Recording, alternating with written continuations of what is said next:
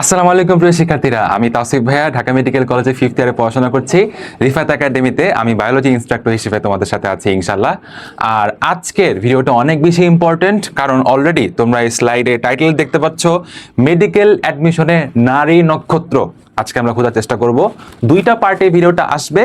Part 1 আজকের ভিডিওতে, এবং এইচএসসি 26 ব্যাচ থেকে শুরু করে যারা 27 ব্যাচে অলরেডি একাডেমিক পড়াশোনা করতেছো, কিংবা এইচএসসি 28 ব্যাচ যারা এখনো এসএসসি রেজাল্ট অপেক্ষা করছো, যে কোনো ব্যাচের শিক্ষার্থীরা কিন্তু এই ভিডিও থেকে অবশ্যই উপকৃত হবে। ঠিক আছে, তাহলে দেরি না করে আমরা আমাদের আজকে ভিডিওটা শুরু করে দিই। ভিডিওর ফার্স্টেই আমরা যে বিষয়টা নিয়ে কথা বলবো সেটা হচ্ছে জিপিএ। কত জিপিএ পেলে তুমি মেডিকেল অ্যাডমিশন টেস্টের জন্য এলিজিবল হবা? ফার্স্ট অফ অল, জিপিএর বিষয়টার জন্য আমাদের অবশ্যই দুইটা আলাদা আলাদা পাবলিক এক্সামকে কাউন্ট করতে হবে, এসএসসি এবং এইচএসসি। আর এসএসসি এবং এইচএসসিতে তোমাদের যে টোটাল জিপিএ সেটা মিলে যদি 8.5 অথবা যদি আমি ইংলিশে লিখতে চাই 8.5 থাকে, ঠিক আছে, এসএসসি এবং এইচএসসি তে তোমার যে জিপিএ সেটাকে যদি তুমি অ্যাড করার পরে যদি টোটালটা ইংলিশে 8.5 অথবা বাংলা 8.5 যেটাই বলো না কেন, এটা হচ্ছে তোমার ন্যূনতম এই জিপিএটা যদি তুমি থাকে, তাহলে তুমি মেডিকেল অ্যাডমিশন টেস্টের জন্য এলিজিবল হবা।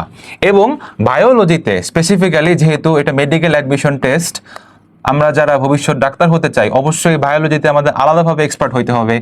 বায়োলজিতে তোমাকে অবশ্যই জিপিএ ন্যূনতম 4 থাকতে হবে, এটা হচ্ছে তোমার লোয়েস্ট ক্রাইটেরিয়া। অবশ্যই আমরা চাই না যে তোমরা জিপিএ 8.5 এসএসসি এবং এইচএসসি মিলে তারপরে মেডিকেল টেস্ট অ্যাডমিশন টেস্টে অ্যাপিয়ার করো, তাহলে তুমি অনেক নাম্বারে পিছিয়ে যাবা। অবশ্যই আমরা চাই যে জিপিএ 5 দুইটাতেই থাকুক, এসএসসি এবং এইচএসসিতে।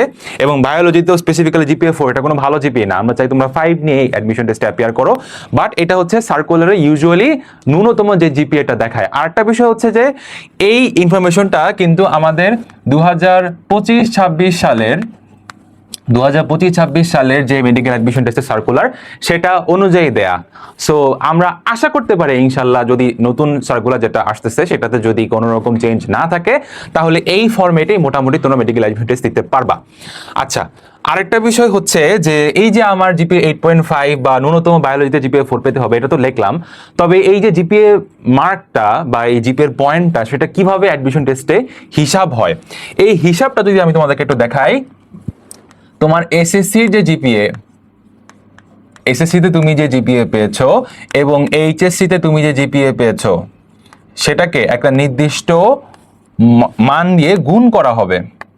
তোমার এসএসসি জিপিএ কে গুণ করা হবে 8 দিয়ে এবং এইচএসসি জিপিএ কে গুণ করা হবে 12 দিয়ে। লেটস সে তোমার এসএসসি এবং এইচএসসি জিপিএ হচ্ছে, তুমি এসএসসি এবং এইচএসসি তে দুইটাতেই ধরে নিলাম যে জিপিএ 5 আলহামদুলিল্লাহ পেয়েছো। তাহলে এই মার্কটা তোমার মেডিকেল অ্যাডমিশন টেস্টের জন্য কিভাবে হিসাব করা হবে? তোমার এসএসসির মার্ক 5 × 8 অর্থাৎ 60, আর 5 × 8 60 কেন, 5 × 8 40, এক্সট্রিমলি সরি, একটু ভুল লিখেছি, 5 × 8 40। এরপরে 5 × 12 এইচএসসি জিপিএ কে 12 দিয়ে গুণ করা হবে 60। এই 40 আর 60 অ্যাড করলে টোটাল 100। ঠিক আছে, এটা ছাড়াও তোমার মেডিকেল অ্যাডমিশন টেস্টের, মেডিকেল এবং ডেন্টাল অ্যাডমিশন টেস্ট এখন একসাথে হচ্ছে। সো সেই হিসাবে এখানে ডেন্টাল অ্যাডমিশন টেস্টটা অ্যাড করা দরকার ছিল, আমি করিনি, তোমরা বুঝে নিও। সো এটার যে টোটাল 100 মার্কের ডিস্ট্রিবিউশনটা, সেই 100 মার্কের এমসিকিউ এক্সাম যোগ করে টোটাল 200 মার্কসে তোমার এক্সামটা হচ্ছে, যেখানে জিপিএ থেকে আবার মার্ক আসতেছে 100। আর অ্যাকচুয়াল যে এক্সামটা তুমি মেডিকেল অ্যাডমিশন টেস্ট পরীক্ষার দিন দিচ্ছ, সেই এক্সামের মার্ক 100 যোগ হয়ে টোটাল 200 মার্কে তোমার এক্সাম আসতেছে। সো অবভিয়াসলি জিপিএ 5 পাওয়াটা কত বেশি গুরুত্বপূর্ণ সেটা তুমি এই ডিস্ট্রিবিউশনটা থেকে বুঝতে পারতেছো। কারণ জিপিএ 5 এর জায়গায় যদি 4.92 হয়ে যায়, তাহলে কিন্তু মিনিমাম 1 নাম্বার বা 2 নাম্বার তুমি এই জায়গায় পিছিয়ে যাবা। আর 1 নাম্বার বা 2 নাম্বার জাস্ট জিপিএ এর কারণে পিছিয়ে যাওয়া মানে কিন্তু অনেক বড় বিষয়, কারণ জিপিএ 5 তো অনেকেই পাবে। সো মেডিকেল অ্যাডমিশন টেস্টে ভালো করার জন্য সবার আগে যে জিনিসটা তোমাকে অবশ্যই ইনশিওর করতে হবে, এসএসসি এবং এইচএসসি তে জিপিএ 5, এর উপরে কোনো কথা নাই। সবার আগে একাডেমিক পড়াশোনা ভালোভাবে করতে হবে। তোমরা অনেকেই যারা মেডিকেল অ্যাডমিশন টেস্টে আগে থেকে প্রিপারেশন নিতে চাও, দেখা যায় যে ম্যাথ বা ফিজিক্সের মানে যে বড় বড় অঙ্কগুলা, ক্রিটিক্যাল অঙ্কগুলো অনেক সময় তোমরা স্কিপ করতে চাও, এটা চিন্তা করো যে আমি তো ভবিষ্যতে ডাক্তারই হবো, ফিজিক্স আর ম্যাথে এত ডিপে গিয়ে আমার কি দরকার। বাট ডিপে যাওয়ার দরকার আছে, কারণ তোমাকে তো অবশ্যই এই জিপিএ 5টা পেতে হবে, না হলে কিন্তু তুমি 1-2 মার্ক করে পিছায় যেতে পারো শুধুমাত্র জিপিএ এর কারণেই। সো অনেকটা মানে পরীক্ষা শুরু হওয়ার আগেই তুমি পিছিয়ে গেলে, এটা আমরা চাই না। সো অবশ্যই পড়াশোনাটা তোমাকে একাডেমিক পড়াশোনা ভালো করে করতে হবে, যাতে জিপিএ 5 থাকে, আর এই 100 নম্বরের মধ্যে যাতে তোমার নাম্বারটা 98-99 না হয়, 100-তে 100ই দিয়ে যাতে তুমি এক্সামটা স্টার্ট করতে পারো। আচ্ছা, আরেকটা জিনিস, এটা মোটামুটি যারা মেডিকেল অ্যাডমিশন টেস্টের জন্য আগ্রহী তোমরা সবাই জানো, তারপরও একটু যেহেতু আমরা বলেই দিয়েছি যে এই ভিডিওটাতে আমরা মেডিকেল অ্যাডমিশন টেস্টের নারী নক্ষত্র সবকিছুই দেখাবো, সো মার্ক ডিস্ট্রিবিউশনটাও একটু দেখিয়ে দিচ্ছি ছোট করে ইনশাল্লাহ, ঠিক আছে? মার্ক ডিস্ট্রিবিউশনটা কিরকম, সবার আগে আমাদের সবচেয়ে বেশি যেই সাবজেক্টের মার্ক সেটা দেখাই দিব। বায়োলজির মার্কটা হচ্ছে 30 মার্কস। এরপরে আমাদের আসতেছে কেমিস্ট্রিতে 25 মার্ক, কেমিস্ট্রিতে 25 mark, chemistry first paper second paper মিলিয়ে। এরপরে আমাদের ফিজিক্সের মার্ক ডিস্ট্রিবিউশনটা হচ্ছে 20। তারপরে ইংলিশ গ্রামার অ্যান্ড ভোকাবুলারি থেকে 15 মার্কস আসে। And last but not the least, GK general নলেজের মার্ক ডিস্ট্রিবিউশনটা হচ্ছে 10। এছাড়া গত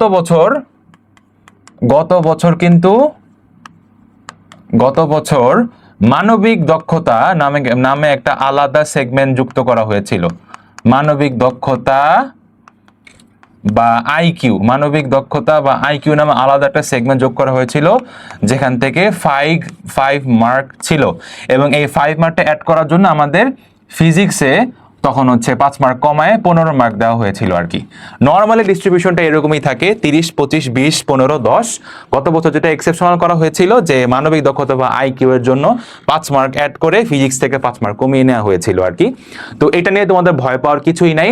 গত বছরও যখন আমি মেডিকেল অ্যাডমিশন স্টুডেন্টদের, যাদেরকে আমি পার্সোনালি পড়াই বা যাদের সাথে আমি কাজ করি, তাদেরকে সবাইকে একই কথা বলা হয়েছিল আমার পক্ষ থেকে, যে এই মানবিক দক্ষতা বা আইকিউ নিয়ে আলাদা কোনো প্রিপারেশন নেওয়ারও দরকার নেই।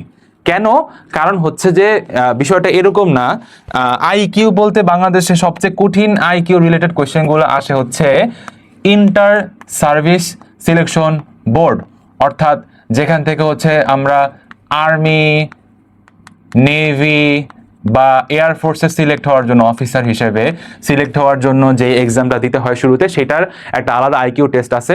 আর আমি কিন্তু মির্জাপুর ক্যাডেট কলেজের এক্স ক্যাডেট, সো আমার অবশ্যই বাধ্যতামূলকভাবে আইএসএসবি পরীক্ষা দিতে হয়েছে, যদিও আমি গ্রিন কার্ড পাই নাই, আমি একজন red card holder. So anyway, তো আইএসএসবি পরীক্ষায় কিন্তু আইকিউ টেস্ট আমরা সবাই ক্যাডেট হিসেবে দিয়ে আসছি। ওইটা একটা টাফ আইকিউ টেস্ট, মানে ওইটা অ্যাকচুয়ালি তোমার আইকিউকে মানে কতটা শার্প তুমি এবং কতটা তাড়াতাড়ি আনসার করতে পারো, বিভিন্ন ছবি, বিভিন্ন সংখ্যা ভিত্তিক অনেক রকম আইকিউ মানে কোয়েশ্চেনই থাকে ওই জায়গায়। এটা হচ্ছে বাংলাদেশে মোটামুটি ধরো টাফেস্ট আইকিউ টেস্ট এই জায়গায় আসে, সবচেয়ে কঠিন ধরনের আইকিউ এই জায়গায় আসে, কিন্তু সেটা তো অবভিয়াসলি মেডিকেল অ্যাডমিশন টেস্টে আসবে না। গত বছর মেডিকেল অ্যাডমিশন টেস্টে কিরকম আইকিউ কোয়েশ্চেন আসছিল, যে মুশফিকুর রহিম, আমি তোমাদেরকে জাস্ট একটা এক্সাম্পল দেখাই।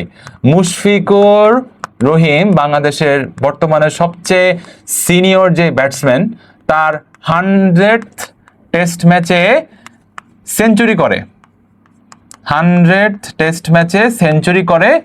তো এটার পেছনে এই যে তার এই বড় অর্জনটা, যে মুশফিকুর রহিম তার 100তম ম্যাচে একটা সেঞ্চুরি করেছে, এটার পেছনে কি সবচেয়ে বড় ভূমিকা রেখেছে? কি সবচেয়ে বড় ভূমিকা রেখেছে? দেখো এটা কেমন কোয়েশ্চেন, দেখেই মনে হচ্ছে না অনেকটা বাংলাতে যেরকম এমসিকিউ আসে, যেটা হচ্ছে যে 3-4টা এমসিকিউ সবগুলো একই তো অনেকটাই মানে 3-4টা অপশন একই মনে হচ্ছে, এইরকম একটা কোয়েশ্চেন না এটা। দেখো আমি তোমাকে অপশনগুলো কিরকম ছিল ওই কোয়েশ্চেনের, আমি তোমাদের জাস্ট 2টা অপশন শেয়ার করি। একটা অপশন ছিল যে মুশফিকুর রহিমের পরিশ্রম, একটা অপশন এরকম ছিল যে মুশফিকুর রহিম কতটুকু পরিশ্রম করছে এইটা, আর একটা অপশন ছিল এরকম যে ওনার যে কলিগ বা ওনার সাথে যারা খেলে, ওনার সতীর্থদের সমর্থন, ওনার সতীর্থদের সমর্থন, আরো সিডি আর অপশন ছিল, মোটামুটি এই দুইটাই হচ্ছে কাছাকাছি। কেউ ধরো পরিশ্রম জায়গায় আসছে, কেউ হচ্ছে সতীর্থদের সমর্থন জায়গায় আসছে। আমরা পরিশ্রমটাই বেশিরভাগ মেডিকেল অ্যাডমিশন প্ল্যাটফর্ম যেটা বাংলাদেশে আছে তারা এইটাই সলিউশন দেখাচ্ছে যে মুশফিকুর রহিমের নিজের পরিশ্রমটাই হচ্ছে তার এই সাফল্যের পেছনে দায়ী। বাট তুমি নিজে চিন্তা করে দেখো, এরকম সাহিত্য মার্কা একটা কোয়েশ্চেন দিয়ে মানে মুশফিকুর রহিমের সেঞ্চুরি করার পেছনে কি দায়ী? এটা তার নিজের পরিশ্রম নাকি তার সতীর্থদের সমর্থন এটসেট্রা? এটা খুবই ফালতু কোয়েশ্চেন হয়েছে। বাংলা এমসিকিউ যেরকম 3-4টা অপশন পুরো সবগুলাই কারেক্ট মনে হয়, অনেকটা এরকম। সো যদি এই বছরও মানবিক দক্ষতা থেকে 5 মার্ক আসে তাহলে আমরা ধরে নিতে পারি যে এরকম মানে খুব একটা যে মানবিক দক্ষতা টেস্ট করা হবে তা না, তোমাকে ইনস্ট্যান্ট মাথা খাটাই কিছু আনসার করতে হবে। এটার জন্য আসলে আলাদা প্রিপারেশন নিয়ে কোনো সময় নষ্ট করার দরকার নেই। ওইটা এখানে যদি সহজ প্রশ্ন হয় তাহলে সবার জন্যই সহজ, এখানে যদি কঠিন প্রশ্ন হয় সবার জন্যই কঠিন। আবার আমার কাছে পার্সোনালি মনে হয় এই মানবিক দক্ষতা 5 মার্ক, যেহেতু গত বছর এটা নিয়ে অনেক সমালোচনা হয়েছিল, এটা আবার নাও থাকতে পারে। সো এই যে এইটাই হচ্ছে স্ট্যান্ডার্ড মার্ক ডিস্ট্রিবিউশন। হ্যাঁ, জাস্ট ফিজিক্সে হয়তো 5 নাম্বার কমে 5 নাম্বার মানবিক দক্ষতায় আসলেও আসতে পারে, যেটা গত বছর ছিল। তাহলে এই হচ্ছে মোটামুটি আমরা বেসিক কথাগুলো বলে নিলাম, মার্ক ডিস্ট্রিবিউশনটা তোমাদের দেখাইলাম। আর মার্ক ডিস্ট্রিবিউশন থেকে একটা কথা জরুরি, বায়োলজিতে 30 মার্ক যেহেতু, তার মানে যে বায়োলজির জন্য অনেক বেশি ফোকাস দিতে গিয়ে কেমিস্ট্রি এবং ফিজিক্স, বিশেষ করে জিকে ইংলিশ এই সাবজেক্টগুলোতে কম মনোযোগ দিলে কিন্তু তোমার চান্স হবে না। ঠিক আছে, সবাই বায়োলজি অনেক গুরুত্ব দিয়ে পড়ে, মেডিকেল অ্যাডমিশন টেস্টের জন্য যারাই প্রিপারেশন নাই সবার বায়োলজির জন্য আলাদা ফোকাস থাকে। ঠিক আছে, কিন্তু বাদ বাকি সাবজেক্টগুলোতে তোমার কোনোটাতেই কিন্তু হওয়া যাবে না, কি বলে এটাকে, নেগলেক্ট করা যাবে না। আর একটা বিষয় হলো জিকে এবং ইংলিশ, তুমি যেই অ্যাডমিশন টেস্ট কোর্স কিনো না কেন, যেখানে স্টুডেন্ট হও না কেন, তোমাকে জিকে এবং ইংলিশ ডেইলি পড়াশোনা করতেই হবে, ডেইলি পড়াশোনা করতে হবে। সেটা তুমি 1 পেজ 2 পেজ 3 পেজ পড়ো, যাই করো না কেন, যেই গাইড অনুসরণ করো না কেন, যেই ম্যাটেরিয়ালস অনুসরণ করো না কেন, তোমাকে জিকে এবং ইংলিশ এই দুইটা জিনিসই ডেইলি পড়াশোনা করতে হবে, না হলে তুমি ভালো করতে পারবা না। কারণ জিকে এবং ইংলিশ বেশিরভাগই হচ্ছে মুখস্থ ভিত্তিক জিনিসপাতি, এমনকি গ্রামাটিক্যাল যে কোয়েশ্চেনগুলো আছে সেটা অনেকটা মুখস্থ ভিত্তিক আমাদের দেশে। সো জিকে এবং ইংলিশে তোমাকে ভালো মার্ক পাইতে হইলে অবশ্যই ডেইলি পড়াশোনা করতে হবে। তো এই মার্ক ডিস্ট্রিবিউশন এবং সাথে কিছু জিপি এর কথাবার্তাও বললাম। মোটামুটি ইনিশিয়াল গাইডলাইন তোমাদেরকে দেওয়া হয়ে গেছে। এখন আমরা আস্তে আস্তে আমাদের স্লাইডের টপিকগুলোতে চলে যাই। ওকে, ফার্স্ট যেই জিনিসটা, মেডিকেল ভর্তি পরীক্ষা ভালো করতে হলে আমার কি কি বই পড়তে হবে? মেডিকেল ভর্তি পরীক্ষা ভালো করতে হলে আমাকে কি কি বই পড়তে হবে, এটা আমাদের আজকের আলোচনায় যে স্লাইড ভিত্তিক টপিকগুলো আমরা ঠিক করেছি সেটার ফার্স্ট স্লাইড।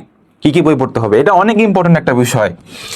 তো কি কি বই পড়তে হবে এটা সাজানোর জন্য আমি তোমাদেরকে আগে একটু ছক করে দেখাবো যে বাংলাদেশে মেডিকেল অ্যাডমিশন টেস্টের জন্য বাজারে কি ধরনের বই অ্যাকচুয়ালি প্রচলিত আছে, সেটা আগে তোমাদেরকে একটু দেখাবো আলাদা ছক করে। ঠিক আছে, 4টা লাইন টেনে নিলাম। ওকে, আর এখানে একটা লাইন দেই। এখানে আমরা দেখাবো যে বাংলাদেশে মেডিকেল অ্যাডমিশন টেস্ট প্রিপারেশন নেওয়ার জন্য তুমি যেই কোর্সেই ভর্তি হও, বাজারে যে প্রকাশনী বই কিনো না কেন, একটা মেডিকেল অ্যাডমিশন স্টুডেন্টকে সাধারণত কত ধরনের বই অফার করা হয় মেডিকেল অ্যাডমিশন টেস্টের প্রিপারেশন নেওয়ার জন্য, তার সবকিছু মোটামুটি আমরা এই ছকে দেখানোর চেষ্টা করব। ফার্স্টেই হচ্ছে মেইন বই। মেডিকেল অ্যাডমিশন টেস্টে ভালো করতে চাও বা যেই কোনো অ্যাডমিশন টেস্টে তুমি ভালো করতে চাও, তোমার সবার আগে মেইন বই সম্পর্কে ভালো অবশ্যই ধারণা থাকতে হবে, এর কোনো বিকল্প নাই। এটা হলো তোমার নাম্বার 1 প্রায়োরিটি। তুমি যেই প্রিপারেশনই নাও না কেন, তোমার মেইন বই সম্পর্কে অবশ্যই ভালো ধারণা থাকতে হবে। এবং when it comes to medical admission test, এটা তো আরো বড়, মানে নাম্বার 1-এর চেয়ে বড় যদি কোনো কিছু থাকতো তাহলে সেটা বলতাম। নাম্বার 1-এর চেয়ে তো আসলে বড় কোনো কিছু নাই, তো নাম্বার 1-ই বলতে হচ্ছে। এটা এক্সট্রা এমফাসিস দিয়ে, এক্সট্রা গুরুত্ব দিয়ে বলতে হবে, কারণ মেডিকেল অ্যাডমিশন টেস্টের জন্য বইটাই তোমার প্রাইমারি ম্যাটেরিয়াল, বইটাই তোমার সবকিছু। এই বইটা ভালো করে পড়া থাকলে বাদ বাকি যেই 3টা ছকের মধ্যে, 3টা কলামের মধ্যে আমি যা যা লিখবো সবকিছু তোমার জন্য এমনিতে ইজি হয়ে যাবে, বুঝতে পারছো? কিন্তু তুমি যদি মেইন বইটা সম্পর্কে ভালো ধারণা না থাকে, মেইন বই সম্পর্কে ভালো ধারণা থাকার বলতে আমি কি বুঝাচ্ছি, যে বইয়ের কোন জায়গায় কি কি আছে, কোন কোন চ্যাপ্টারে কোন কোন বিষয় বেশি গুরুত্বপূর্ণ, এই বেসিক কমন সেন্সটা যদি তোমার না থাকে, পুরা বইয়ের শুরু থেকে শেষ পর্যন্ত অন্তত 1-2বার হলেও রিডিং পড়া না থাকে এইচএসসির সময়, অ্যাডমিশনের সময় না, এইচএসসি থেকেই, তাহলে তুমি চান্স পাবা না ভাইয়া। As simple as that. পুরা বইয়ের শুরু থেকে শেষ পর্যন্ত কি আছে কোথায় এবং তোমার পুরাটা সম্বন্ধে একটা ধারণা আছে, কোনো ওয়ার্ডে তোমার কাছে অপরিচিত লাগছে না, এইরকম অবস্থায় যদি তুমি না থাকো তাহলে মেডিকেল অ্যাডমিশন টেস্টে তোমার চান্স হবে না। এটা তুমি একেবারে খাতায় স্ট্যাম্পে লিখে নিতে পারো, হবে না চান্স। এতটা গুরুত্বপূর্ণ মেইন বই। মেইন বইয়ের মধ্যে আবার কথা আছে, মেইন বই তো বাংলাদেশের এইচএসসিতে তোমার জন্য 9-10 পর্যন্ত হচ্ছে টেক্সট বুক ফিক্সড, বাংলাদেশের এনসিটিভি থেকে প্রপার অনুমোদিত বইগুলো আমরা পড়াই, সেখান থেকে কোয়েশ্চেনগুলো সব আসে। বাট এইচএসসির হিসাব কিন্তু আলাদা, এইচএসসিতে বিভিন্ন রাইটারের বিভিন্ন বই বাজারে প্রচলিত আছে, নির্দিষ্ট কোনো বোর্ড অনুমোদিত বই নেই। সেক্ষেত্রে আমরা মেডিকেল অ্যাডমিশন টেস্টের জন্য কাদেরকে ফলো করবো, এটা একদম মানধাতার আমল থেকে, একদম আমাদের 10-15 বছর আগে থেকে কিছু নির্দিষ্ট প্রতিটা সাবজেক্টে বই সিলেক্ট করা আছে, সেই জিনিসগুলো আমাদেরকে পড়তে হবে, এটাতে কোনো এক্সেপশন নাই। এটা হচ্ছে মূল 3-4টা রাইটারের বই যেখান থেকে কোয়েশ্চেনগুলো আসে, সেটা তোমাকে সবার আগে ফোকাস দিতে হবে। তো সেই রাইটারদের নাম যদি আমি লিখি, ফিজিক্সের ক্ষেত্রে আমরা হচ্ছে ইসাক স্যারের বই পড়বো। ইসাক স্যারের যে বইটা আমি আপাতত শুধু স্যারের নামটাই লিখলাম, ইসাক স্যারের বই পড়বো। বায়োলজির ক্ষেত্রে ফার্স্ট পেপার অর্থাৎ বোটানির জন্য আমরা পড়বো দ্য লেজেন্ডারি হাসান স্যার। আশা করি তোমরা এই বিষয়গুলো অলরেডি জানো। এবং সেকেন্ড পেপারের জন্য আমরা পড়বো গাজী আজমল স্যারের বই। এরপরে আমরা যখন কেমিস্ট্রিতে একদম চোখ বন্ধ করে ফার্স্ট পেপার সেকেন্ড পেপার দুইটার জন্যই আমরা পড়বো, ফার্স্ট এবং সেকেন্ড দুইটার জন্যই আমরা পড়বো হাজারি নাগ স্যারের বই, হাজারি নাগ স্যারের বই। তাহলে এই হচ্ছে মোটামুটি আমাদের মেইন যে টেক্সট বুকগুলো। ফিজিক্সের ক্ষেত্রে আমরা ইসাক স্যারের বই পড়ি, বায়োলজির ক্ষেত্রে হাসান স্যার বা Ajmal sir, and last but not the লিস্ট কেমিস্ট্রির জন্য আমরা হাজারি নাগ স্যারের বই পড়ি। জিকে এবং ইংলিশের জন্য কি করবো সেটা নিয়ে আমরা আলাদা কথা বলতেছি। জিকে এবং ইংলিশ তো আমাদের এইচএসসি মেইন সাবজেক্ট না, সো এটা নিয়ে আলাদা টেক্সট বুকও নাই। বাট ফিজিক্স, কেমিস্ট্রি এবং বায়োলজির জন্য এই কয়েকটা রাইটারের Ishaq sir, Hasan sir, Ajmal sir এবং আজহারি নাগ স্যার, এই 4জন স্যারের বই আমাদেরকে অবশ্যই পড়তে হবে। এবং এইটাই তোমার প্রাইমারি সোর্স, নাম্বার 1 প্রায়োরিটি। এখানে ভালোভাবে না পড়লে তোমার কোনোদিনও মেডিকেল অ্যাডমিশন টেস্টে চান্স হবে না। সো এই বইগুলো অবশ্যই তোমার শেলফে থাকতে হবে। আচ্ছা, এটা হচ্ছে আমাদের মেইন বই। এরপরে আছে বিভিন্ন কোচিং সেন্টারের কিছু সহায়ক বই থাকে, যেগুলা মোটামুটি টেক্সট বুকেরই সংক্ষিপ্ত ভার্সন। বাজারে প্রচলিত যে এই টেক্সট বুকগুলারই একটু সংক্ষিপ্ত ভার্সন থাকে, সংক্ষিপ্ত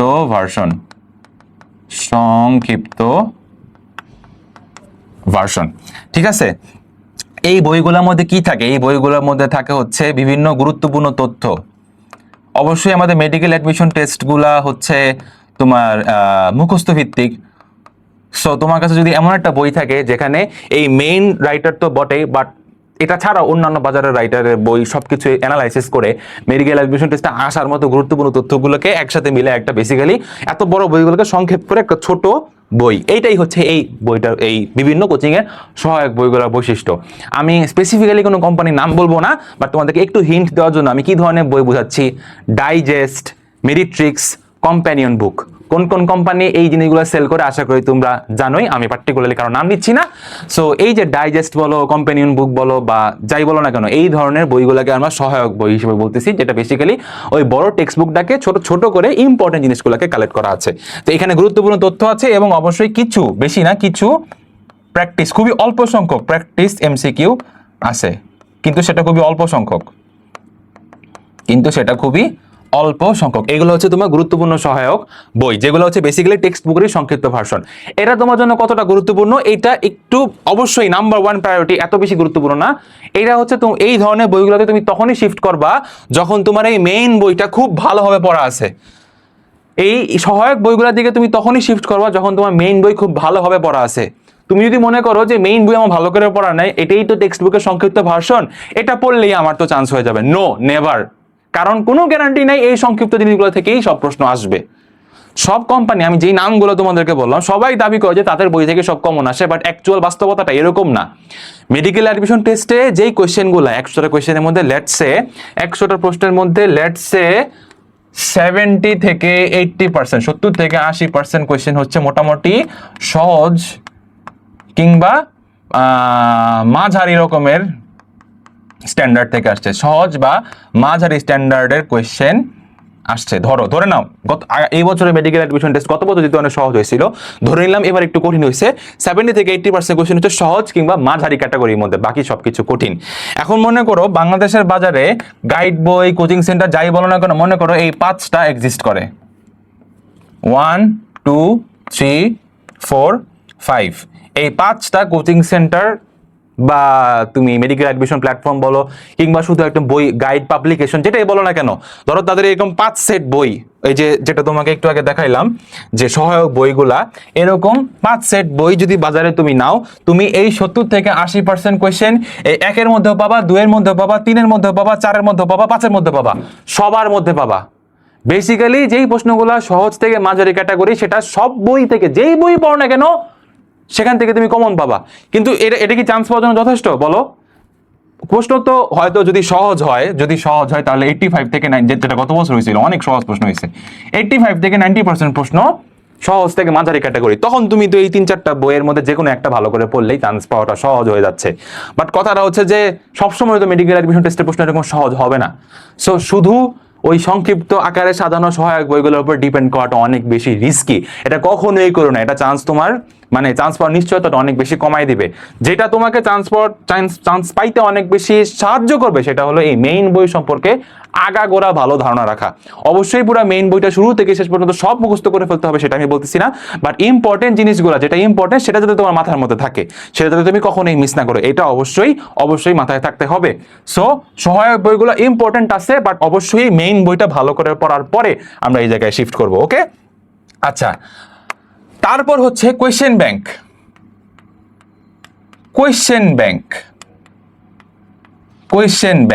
আচ্ছা, কোয়েশ্চেন ব্যাংক আবার বাংলাদেশের বাজারে 2 ধরনের আছে।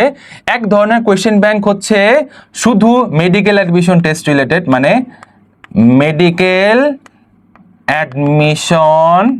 এবং ডেন্টাল অ্যাডমিশন টেস্ট, ডেন্টালটা এখানে লিখি নেই, যাই হোক, মেডিকেল অ্যাডমিশন টেস্টের প্রিভিয়াস কোয়েশ্চেন, ধরো গত 10-20 বছর, ইউজুয়ালি এটা 20 বছরই হয়, গত 20 বছরে বিভিন্ন সালে যত রকমের মেডিকেল অ্যাডমিশন টেস্টের কোয়েশ্চেন আসছে সব মিলে একটা কোয়েশ্চেন ব্যাংক। এবং অনেক সময় সেটা আবার সাবজেক্ট ওয়াইজ সেটা ভাগও করা থাকে। আবার কিছু কিছু ক্ষেত্রে শুধু কোয়েশ্চেন 1 থেকে 100 পর্যন্ত গত 20 বছরের কোয়েশ্চেন, অর্থাৎ 20 × 100 মানে 2000 কোয়েশ্চেন মিলানো একটা বই। সালের প্রত্যেকটা মেডিকেল অ্যাডমিশন টেস্টের কোয়েশ্চেনের আগে কত সাল, 2025, 26, 2024, 25 এরকম সাল করে দেওয়া, এরপর 100টা কোয়েশ্চেন, এরকম কিছু কোয়েশ্চেন ব্যাংক আছে। আরো কিছু আছে হচ্ছে তোমার সাবজেক্ট ভিত্তিক, বিষয় ভিত্তিক, সাবজেক্ট ভিত্তিক কোয়েশ্চেন ব্যাংক। ধরো ফিজিক্সের জন্য আলাদা কোয়েশ্চেন ব্যাংক, সেখানে ফিজিক্সের অধ্যায় আলাদা করে দেওয়া, ফিজিক্সের ফার্স্ট পেপার এবং সেকেন্ড পেপারে যেই 21টা অধ্যায় আছে সেই 21টা অধ্যায় এক একটা অধ্যায়ের আন্ডারে কোন বছরে কোন কোয়েশ্চেন আসছে এটা আলাদা করে সাবজেক্ট ওয়াইজ দেওয়া। এই 2 ধরনের কোয়েশ্চেন ব্যাংক আছে। ভাইয়া আপুরা, যারা এইচএসসি বিশেষ করে এই বছরের না, এই বছর অ্যাডমিশন টেস্ট দিয়েছে 26, তারা না, যারা বিশেষ করে এইচএসসি 27 এন্ড 28, তোমাদের জন্য এই কোয়েশ্চেন ব্যাংক ঘাটা অনেক অনেক অনেক বেশি জরুরি। 26-এর জন্য জরুরি না তা বলতেছি না, 26ও ঘাটবা, বাট আমরা তো আশা করতেই পারি তোমরা যেহেতু এই যে মাত্র আজকে 4 তারিখে এই ক্লাসটা রেকর্ড করা হচ্ছে, আমি স্টুডিওতে আছি রিফাত একাডেমি, 4 তারিখে, আশা করা যায় আজকে রাতেই কিংবা কালকের মধ্যেই চলে আসবে বা কিছুদিন দেরি হইতে পারে। এনিওয়ে, তো আজকে যে রেকর্ড করা হচ্ছে 4 তারিখে, তোমাদের এইচএসসি পরীক্ষার মাত্র ম্যাথ পরীক্ষাটা তোমরা দিয়ে আসলা, আজকে সকালবেলায় দিয়েছো, এইচএসসি পরীক্ষা মাত্র শেষ হইলো। তো আমরা আশা করতেই পারি যে তোমরা অলরেডি মেডিকেল অ্যাডমিশন টেস্টের কোয়েশ্চেন ব্যাংকগুলো, যেহেতু মেডিকেল পড়তে চাচ্ছ, আগে মোটামুটি ঘাটছো, মেডিকেল কোয়েশ্চেন ব্যাংকটা অন্তত ঘাটা হয়েছে, গত 10 বছরের প্রশ্ন অন্তত দেখা হয়েছে, একটু আইডিয়া আছে। বাট 27-28-এর জন্য তোমরা যে অনেকে প্রি মেডিকেল করো, মেডিকেল প্রস্তুত, আচ্ছা এটা না এত ইম্পর্টেন্ট একটা কথা যে আমি আলাদা করে আমি একটা স্লাইডে লিখে দিচ্ছি। মেডিকেল এইটা এমন একটা লাইন যেটা হচ্ছে তোমার মোবাইলে তুমি স্ক্রিনশট নিয়ে সেভ করে রাখতে পারো, এত গুরুত্বপূর্ণ একটা লাইন এখন লিখতেছি। মেডিকেল অ্যাডমিশন টেস্টের অ্যাডভান্স প্রস্তুতি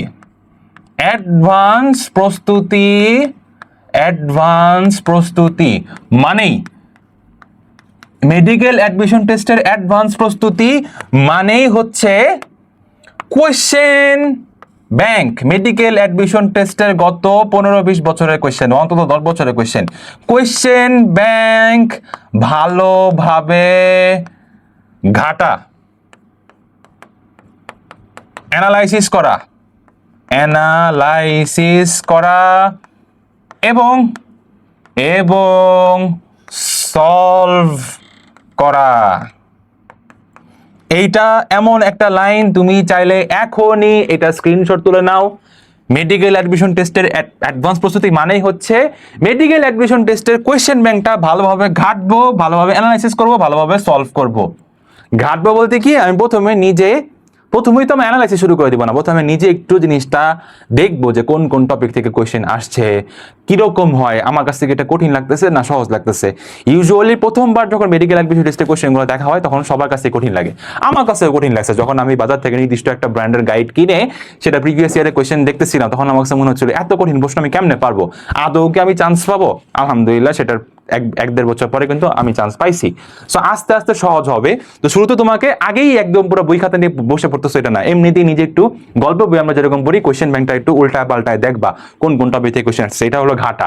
এরপরে অ্যানালাইসিস করবা, তারপরে তুমি একদম বসে যাবা যে কোন কোন টপিক থেকে আসছে, পারলে ওই কোয়েশ্চেনগুলো তোমার নিজে বইয়ে দাগায় নিতে পারো, এভাবে অ্যানালাইসিস করবা। আর লাস্টে গিয়ে তুমি হচ্ছে সলভ করা স্টার্ট করে দিবা। এই কাজটা তোমাদের 27 এবং 28 ব্যাচের যারা আছো, 27 এবং 28 ব্যাচের যারা আছো, বিশেষ করে আমরা ধরে নিব 26 ব্যাচেরা অলরেডি এই কাজ করে আসছো। 2 বছরে তোমরা এইচএসসি 2টা বছরে বা 1.5টা বছরে অ্যাডমিশন টেস্টের কোয়েশ্চেন ব্যাংকগুলো অন্তত ভালোভাবে দেখে আসছো।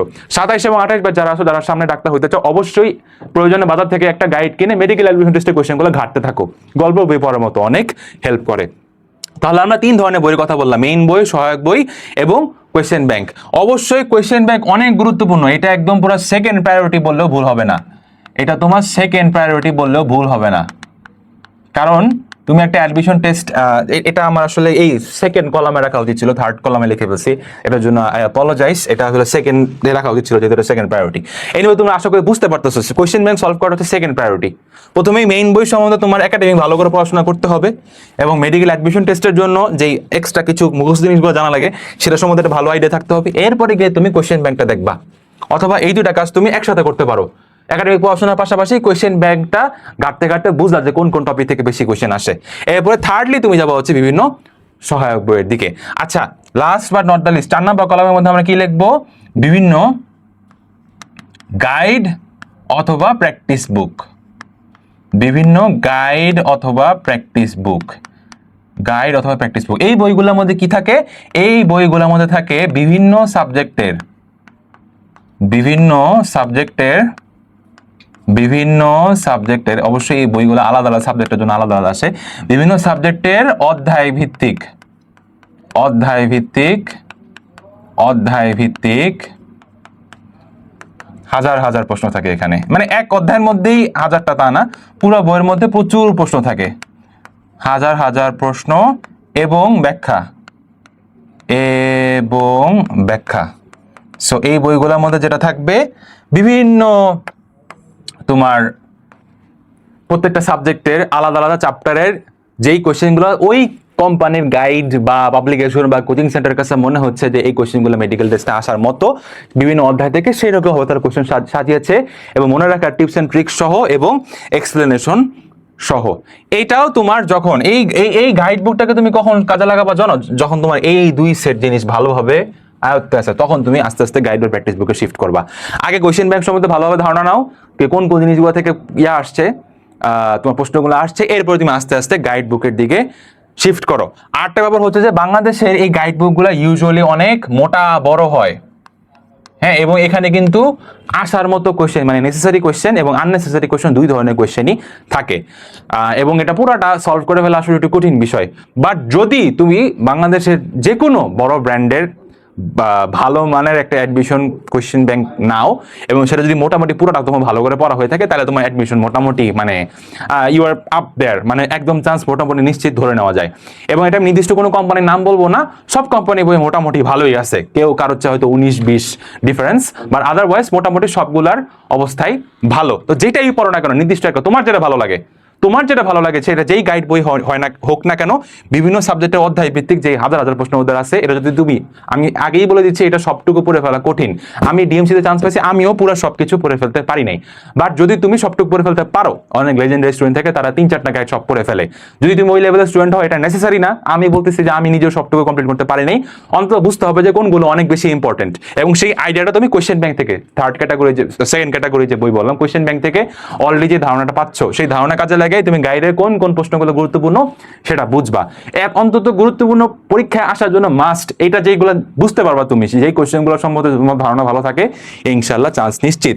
তাহলে মেডিকেল ভর্তি পরীক্ষা ভালো করতে হলে মোটামুটি এই 4 ক্যাটাগরি কোশ্চেন, 4 ক্যাটাগরির বই আমাদের দরকার।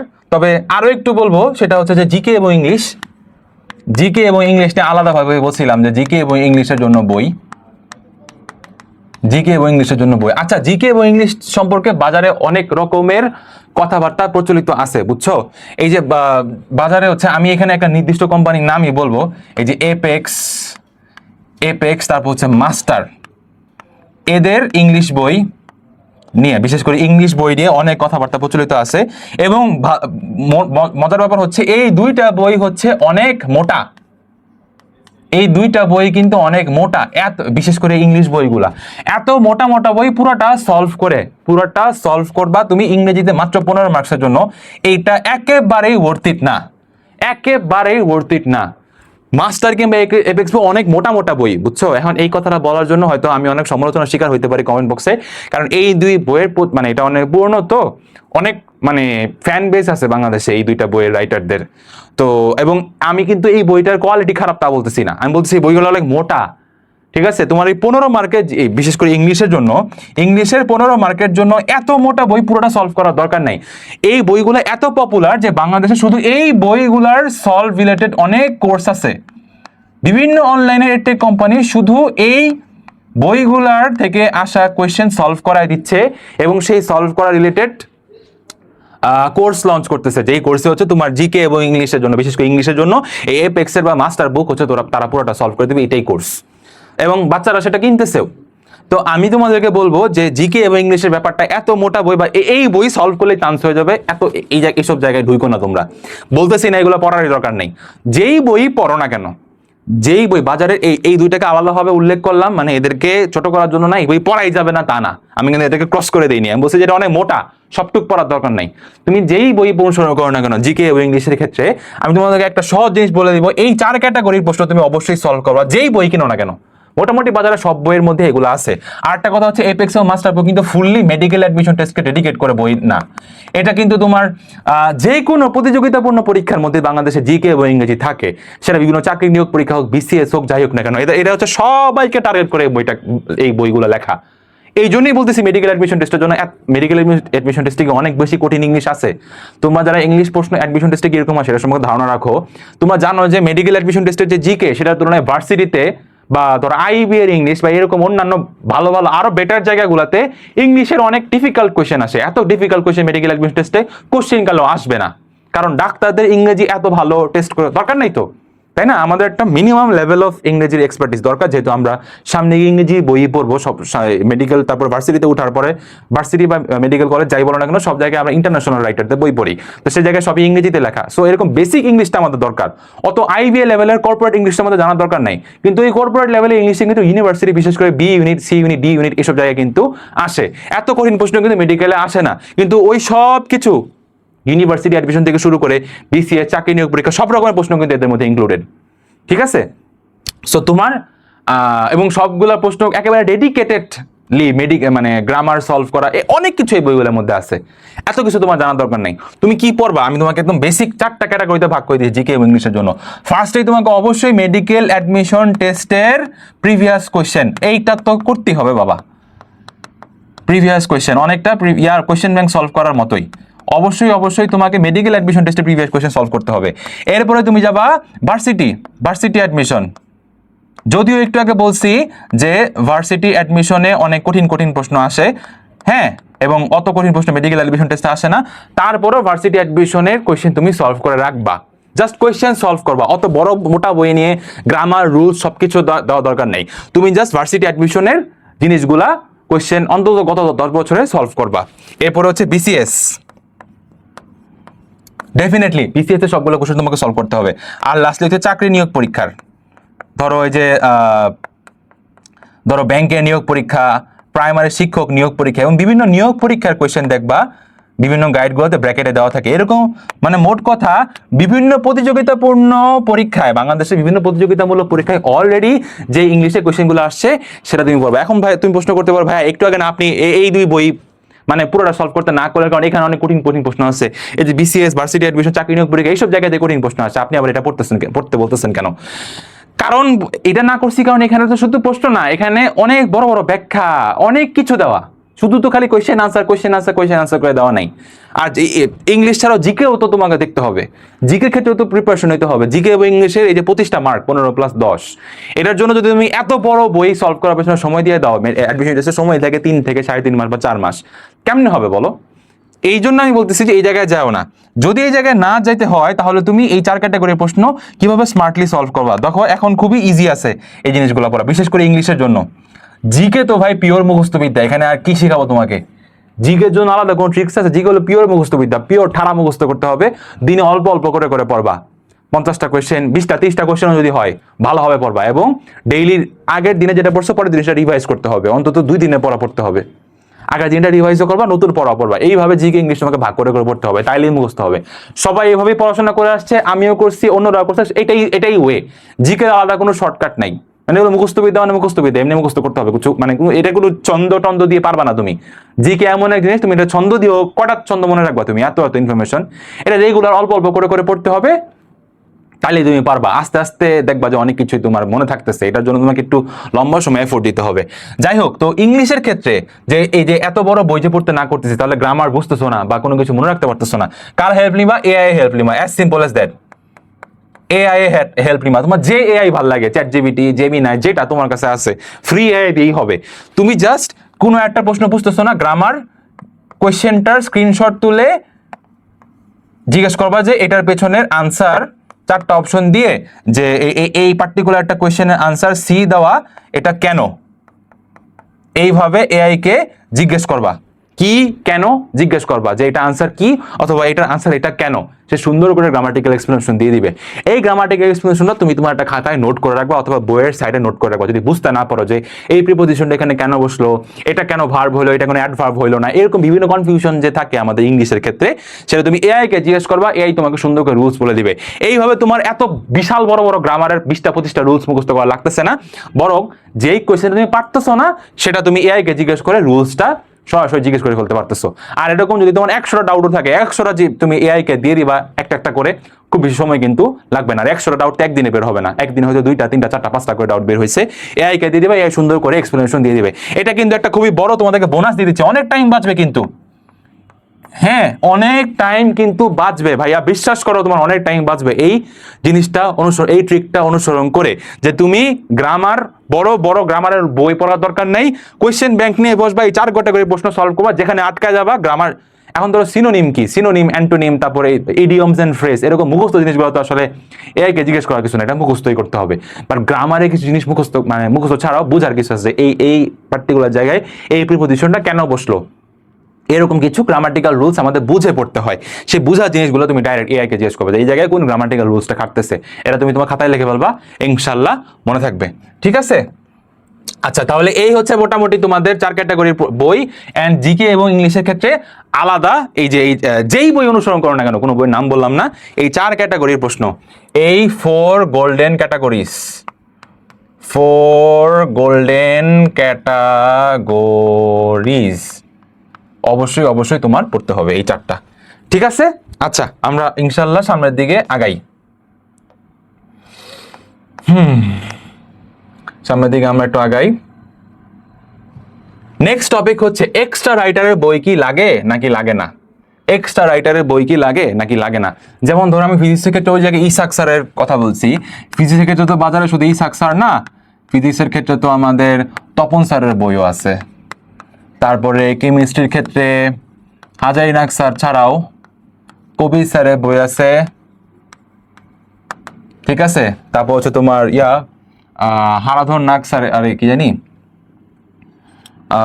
আচ্ছা হোক, এই কবির স্যারের বইটাই বেশি ইম্পর্টেন্ট। তারপর হচ্ছে বায়োলজির জন্য হচ্ছে আমাদের, বায়োলজির জন্য প্রচুর বই, এই আজিবুর স্যারের বই, আলিম স্যারের বই, মাজেদা ম্যাডামের বই, এরকম অনেক এক্সট্রা রাইটারের বই বাজারে আছে।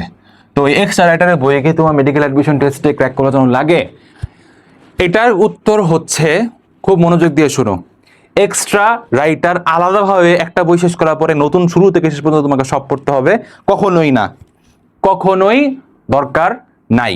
এক্সট্রা রাইটারের বই শুরু থেকে শেষ পর্যন্ত আলাদা করে পড়ার দরকার নেই। এক্সট্রা রাইটারে কিছু আলাদা এক্সট্রা ইনফরমেশন থাকে, যেটা হচ্ছে আমাদের এই মেইন রাইটারদের বইয়ে নাই, যেটা হচ্ছে আমাদের এই যে মেইন রাইটারগুলো যারা আছে তাদের বইয়ের মধ্যে নাই। এরকম কিছু এক্সট্রা ইনফরমেশন কিন্তু আমরা ওই যে 3-4টা রাইটারের বইয়ের নাম লিখলাম এদের বইয়ের মধ্যে আছে। এই এক্সট্রা ইনফরমেশনগুলো আদৌ কি লাগে?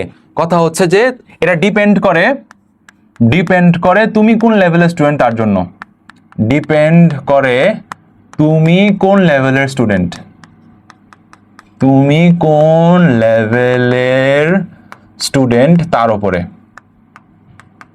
তুমি কোন লেভেলের স্টুডেন্ট এটার উপরে ডিপেন্ড করে যে এক্সট্রা রাইটারের বই আদৌ তোমার লাগবে কি লাগবে না।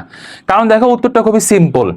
তোমার যদি একটু আগে আমি যে 4-5টা ক্যাটাগরির প্রশ্ন দেখাইলাম, বই দেখাইলাম, এগুলো সবকিছু সম্বন্ধে ভালো আইডিয়া থাকে, মেন যে 3-4টা রাইটারের বই আছে ফিজিক্স, কেমিস্ট্রি, বায়োলজির ক্ষেত্রে এবং জিকে ইংলিশের ক্ষেত্রেও তোমার একটা ভালো প্রিপারেশন আছে, you are very confident about the preparation, তখন তুমি এক্সট্রা রাইটারের বই থেকে যাইলেও যাইতে পারো, তুমি যদি সেই লেভেলের স্টুডেন্ট হও। আমার ক্ষেত্রে পার্সোনাল যদি বলি, আমি এক্সট্রা রাইটারের বই খুবই কম গুরুত্ব দিছি এক্সট্রা ইনফো নিয়ে। কারণ আমার কথা হইলো 100 নম্বরের মধ্যে এক্সট্রা রাইটারের বই থেকে কয়টা আসবে? 5টা প্রশ্ন, 6টা প্রশ্ন, 7টা প্রশ্ন, 8টা প্রশ্ন সর্বোচ্চ। বাকি যে 92, 93, 94টা প্রশ্ন আছে সেটার উপর যদি আমার ভালো প্রিপারেশন থাকে, তাহলে আমি তো শুধু ঢাকা মেডিকেল কলেজ না, বরং আমার ভালো মেধা তালিকা থাকবে। এটা কি আমি কোনো ইলজিক্যাল কোনো কিছু বলছি? অবশ্যই না। সো এক্সট্রা রাইটারের বই তোমাকে বাধ্য দিতে বলবো না, আবার খুব মানে একদম গলায় জড়ায় ধরে এটা নিয়ে পড়ে থাকতে বলবো না সারাদিন। এক্সট্রা রাইটারের ইনফো নিয়ে তোমার মাথা ব্যথা করার দরকার নেই। তুমি এটা মাথা ব্যথা নিবা কখন? যখন তোমার সব কিছু খুব ভালো করে পড়া হয়েছে, তুমি ধরো ওই যে কোন লেভেলের স্টুডেন্ট, তুমি অনেক হাই ক্যাটাগরি স্টুডেন্ট, তোমার সবকিছু ভালো প্রিপারেশন নেওয়া আছে, then you go for it. I will not like insult you for that, আমি তোমাকে তখন এটাকে বাধা দিব না, I will not prevent you from doing that. কিন্তু তুমি যদি সেই লেভেলের স্টুডেন্ট হয়ে থাকো, যদি সেই লেভেলের স্টুডেন্ট না হও, এটা পার্সোনালি নেওয়ার কিছু নাই, সবার যোগ্যতা সমান থাকে না, সবাই ঢাকা মেডিকেল কলেজে ফার্স্ট, সেকেন্ড, থার্ড একদম টপ 10-এর মধ্যে থাকে না। তোমার যদি ওই লেভেলে যাওয়ার মতো বর্তমান অবস্থা থাকে, যে তোমার ওই মেইন রাইটারের বইগুলো খুবই ভালো সিচুয়েশন আছে, ভালো পড়া আছে, then you go for it. Otherwise ভাইয়া, যে আমার মতো আমি এক্সট্রা রাইটার ইনফো নিয়ে খুব বেশি মনোযোগ দিই নেই, আমি তো 110তম হইতে পারছি না, মেডিকেলে ডিএমসি আমি পড়তেছি না, এটা নিয়ে টেনশন নেওয়ার কোনো দরকার নেই। একেবারে ছেড়েও দিও না, একেবারে পুরো হেলাফেলা, মানে পুরো হেলাফেলা করে কিছুই পড়া নাই এমনও করো না। বিশেষ করে তুমি যেই কোচিং এ ভর্তি হও না করে মেডিকেল অ্যাডমিশন টেস্টের জন্য, সেখানে তো তোমাকে ডেইলি এক্সাম নেবেই। প্রত্যেকটা daily exam, weekly exam, model টেস্টগুলোতে কিন্তু এক্সট্রা রাইটারের বই থেকে 2-1টা কোয়েশ্চেন থাকে। এই 2-1টা কোয়েশ্চেন অন্তত ভালো করে পড়ে ফেলবা, যেটা তুমি কোয়েশ্চেনগুলো পাওয়ার পরে তো অবশ্যই সলভ করো, পরীক্ষা দেওয়ার পরে সলভ যখন করতেছো তখন এই 2-3টা প্রশ্ন যখন পারতেছো না, বা পারছো না পারছো যাই হোক, এটা যে এক্সট্রা রাইটার ইনফো থেকে আসছে, এটা তুমি আলাদা করে নোট করে আলাদাভাবে একটু গুরুত্ব দিয়ে পড়ে ফেলতে পারো, এটাই এনাফ। অনেস্টলি এটাই এনাফ। এটার জন্য আলাদা কোনো বই, আলাদা কোনো রিসোর্স কিচ্ছু দরকার নেই। তোমার এই কোচিং এর পরীক্ষার মধ্যে যে এক্সট্রা রাইটারের বই থেকে যে কোশ্চেনগুলো আছে সেটাই তুমি ভালো করে আয়ত্ত করে ফেলো, ইনশাআল্লাহ এটাই এনাফ। আর যদি তুমি বাংলাদেশের অনেক ভালো পর্যায়ের স্টুডেন্ট হও, এইচএসসি লেভেলে, একাডেমিক পর্যায়ে তোমার 3-4 বার করে পুরো সিলেবাস শেষ করা হয়েছে, তোমার অনেক ভালো প্রিপারেশন আছে প্রথম 3-4টা রাইটারের বই নিয়ে, দেন ইউ গো ফর ইট। এটা নিয়ে আমার কোনো ইয়া থাকবে না তোমার প্রতি, আমি তোমাকে ওই কাজ করতে বাধা দিব না। আচ্ছা, দাগানো বইয়ের পিডিএফ বাংলাদেশে বিভিন্ন অনলাইন অফলাইন প্ল্যাটফর্মে পাওয়া যায়, সেটা তুমি অনুসরণ করবা নাকি নিজে দাগানো? এটার আনসার হচ্ছে অল ডে অল নাইট 100% নিজে দাগাবা। নিজে দাগিয়ে পড়া ভালো, নিজে দাগায় পড়া ভালো। তুমি যদি শুরু থেকেই মেডিকেল অ্যাডমিশন টেস্ট নিয়ে অনেক বেশি প্যাশনেট হও, তাহলে মেডিকেল অ্যাডমিশন টেস্টের জন্য আলাদা এক সেট বই কিনে, সেটা যে ইম্পর্টেন্ট লাইনগুলো বিভিন্ন সময় আসছে এবং তোমার কাছে মনে হচ্ছে আসবে, এবং তুমি সেটা কিভাবে বুঝবা যে আসবে কি আসবে না, সেটার জন্য তোমাকে অবশ্যই আমরা যে সেটার জন্য অবশ্যই তোমাকে ওই যে 3-4 সেটের বই যে দেখাইছিলাম এখানে, এই যে 3-4 সেটের বই যে তোমাকে দেখাইছিলাম, এর মধ্যে অবশ্যই মেইন বই এবং কোয়েশ্চেন ব্যাংক পড়ার পরে তোমার একটা আইডিয়া হয়ে যাবে। কোয়েশ্চেন ব্যাংকের সাথে সবাই বইগুলো একটু পড়বো, তোমার একটা আইডিয়া হয়ে যাবে যে কোন কোন অধ্যায়ের মধ্যে কোন কোন লাইনগুলো ইম্পর্টেন্ট, কোন কোন জায়গা থেকে কোয়েশ্চেন আসার সম্ভাবনা বেশি। ঠিক আছে, এটা যখন তুমি দেখবা তখন তোমার কাছে অটো এই জিনিসগুলো ক্লিয়ার হয়ে যাবে, কোন কোন লাইনগুলো ইম্পর্টেন্ট। এবং তুমি তখন শুরু থেকেই, এই যে যারা এইচএসসি 28 ব্যাচে, শুরু এখন থেকে স্টার্ট করার দরকার নাই, তোমাদের কলেজ স্টার্ট হোক, আস্তে আস্তে ক্লাস করো, আস্তে আস্তে জিনিসগুলো স্টার্ট করো, একদম এখন থেকেই শুরু করার দরকার নেই।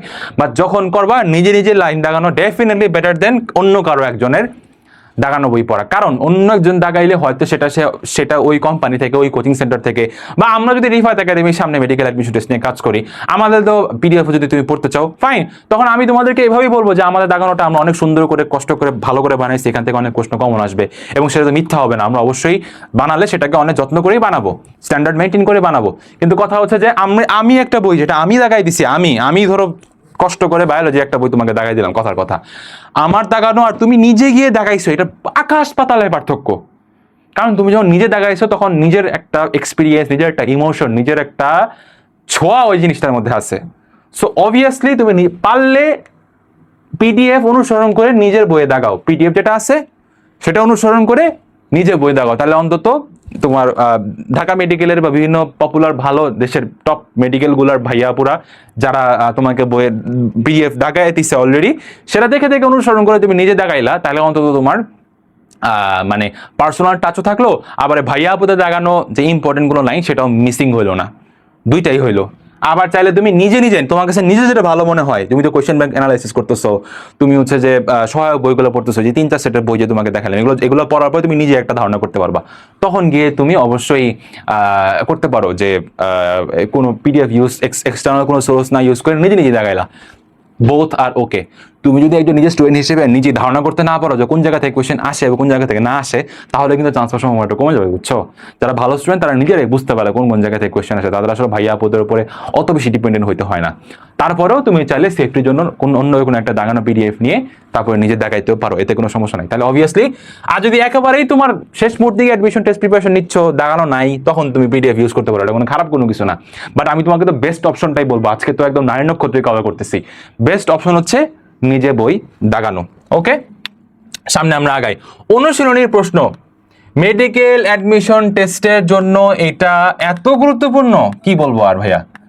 মেডিকেল অ্যাডমিশন টেস্টে প্রচুর প্রশ্ন অনুশীলনী থেকে আসে, প্রচুর অনুশীলনী বলতে আমি কি বোঝাচ্ছি, বিভিন্ন রাইটারের বইয়ের, বিভিন্ন রাইটারের টেক্সট বই, বিভিন্ন রাইটারের মূল বই, যেটা বিভিন্ন রাইটারের মূল বইয়ের অনুশীলনী থেকে প্রশ্ন আসে, অনুশীলনী থেকে প্রশ্ন আসে, ঠিক আছে? তো অনুশীলনী থেকে যেহেতু প্রশ্ন আসে, এবং এটা প্রত্যেক বছরই এটা নিয়ে অনেক সমালোচনা আছে, সব টিচাররা যারা অনলাইনে আমরা পড়াচ্ছি সবাই এটা নিয়ে আমরা প্রচুর সমালোচনা করি যে কেন মানে একটা টেক্সট বই অনুশীলনী থেকে কোয়েশ্চেনগুলো অ্যাডমিশন টেস্টের মতো এত বড় প্রতিযোগিতামূলক পরীক্ষায় ইনক্লুড করে দেওয়া হবে, বাট এটা ওনারা ইনক্লুড করে, এবং এটা দুঃখজনক, but this is the reality. দুঃখজনক হইলেও এটা করা উচিত না, কারণ হচ্ছে যে যারা অনেক কষ্ট করে পরিশ্রম করে পড়াশোনা করতেছে তাদের জন্য মেডিকেল অ্যাডমিশন টেস্টটা অ্যাটলিস্ট একটা ন্যূনতম একটা স্ট্যান্ডার্ড বজায় রাখা উচিত। পাঠ্য বই অনুশীলনী থেকে মেলে দেওয়া কোয়েশ্চেন, এটা আসলে মানে টিচাররা তাহলে কি পরিশ্রম করলো? একটা কোয়েশ্চেন বানানোর জন্য তো প্রত্যেকটা টিচার একটা নির্দিষ্ট স্যালারি পায়, একটা সম্মানই দেওয়া হয়, সেটার অনারে হইলেও তো অন্তত ঘেটের প্রশ্ন করা উচিত। একটা বইয়ের অনুশীলনী থেকে কেমন আমি কোয়েশ্চেন মেরে দিলাম, বাট এটা ওনারা প্রত্যেকবারই করে। সো এই জন্য অনুশীলনীর প্রশ্ন তুমি অবশ্যই বিভিন্ন রাইটারদের সলভ করো, অনুশীলনীর প্রশ্ন তুমি ওই কোয়েশ্চেন ব্যাংকগুলোর মধ্যে আলাদাভাবে পেয়ে যাবা। তবে এখানে একটা কিন্তু আছে, অনুশীলনী প্রশ্ন সলভ করতেছে, এখানে একটা কিন্তু আছে। কিন্তুটা কি? ফিজিক্সের ক্ষেত্রে, বিশেষ করে ফিজিক্স অ্যান্ড কেমিস্ট্রির ক্ষেত্রে বাজারে যে এই অনুশীলনী প্রশ্ন সংক্রান্ত যে আলাদাভাবে অনুশীলনীর প্রশ্ন, এই টাইটেলেও অনেক বই বাজারে আছে। তো এটা যখন তুমি সলভ করতে যাচ্ছ ফিজিক্স এবং কেমিস্ট্রির ক্ষেত্রে, বিশেষ করে বায়োলজির ক্ষেত্রে সমস্যা নাই, বায়োলজির ক্ষেত্রে তুমি সব সলভ করো, সমস্যা নেই। ফিজিক্স এবং কেমিস্ট্রির ক্ষেত্রে যখন একদম সব প্রশ্ন তুমি সলভ করতে থাকবা, সব প্রশ্ন সলভ করা যাবে না, সব প্রশ্ন সলভ করো না।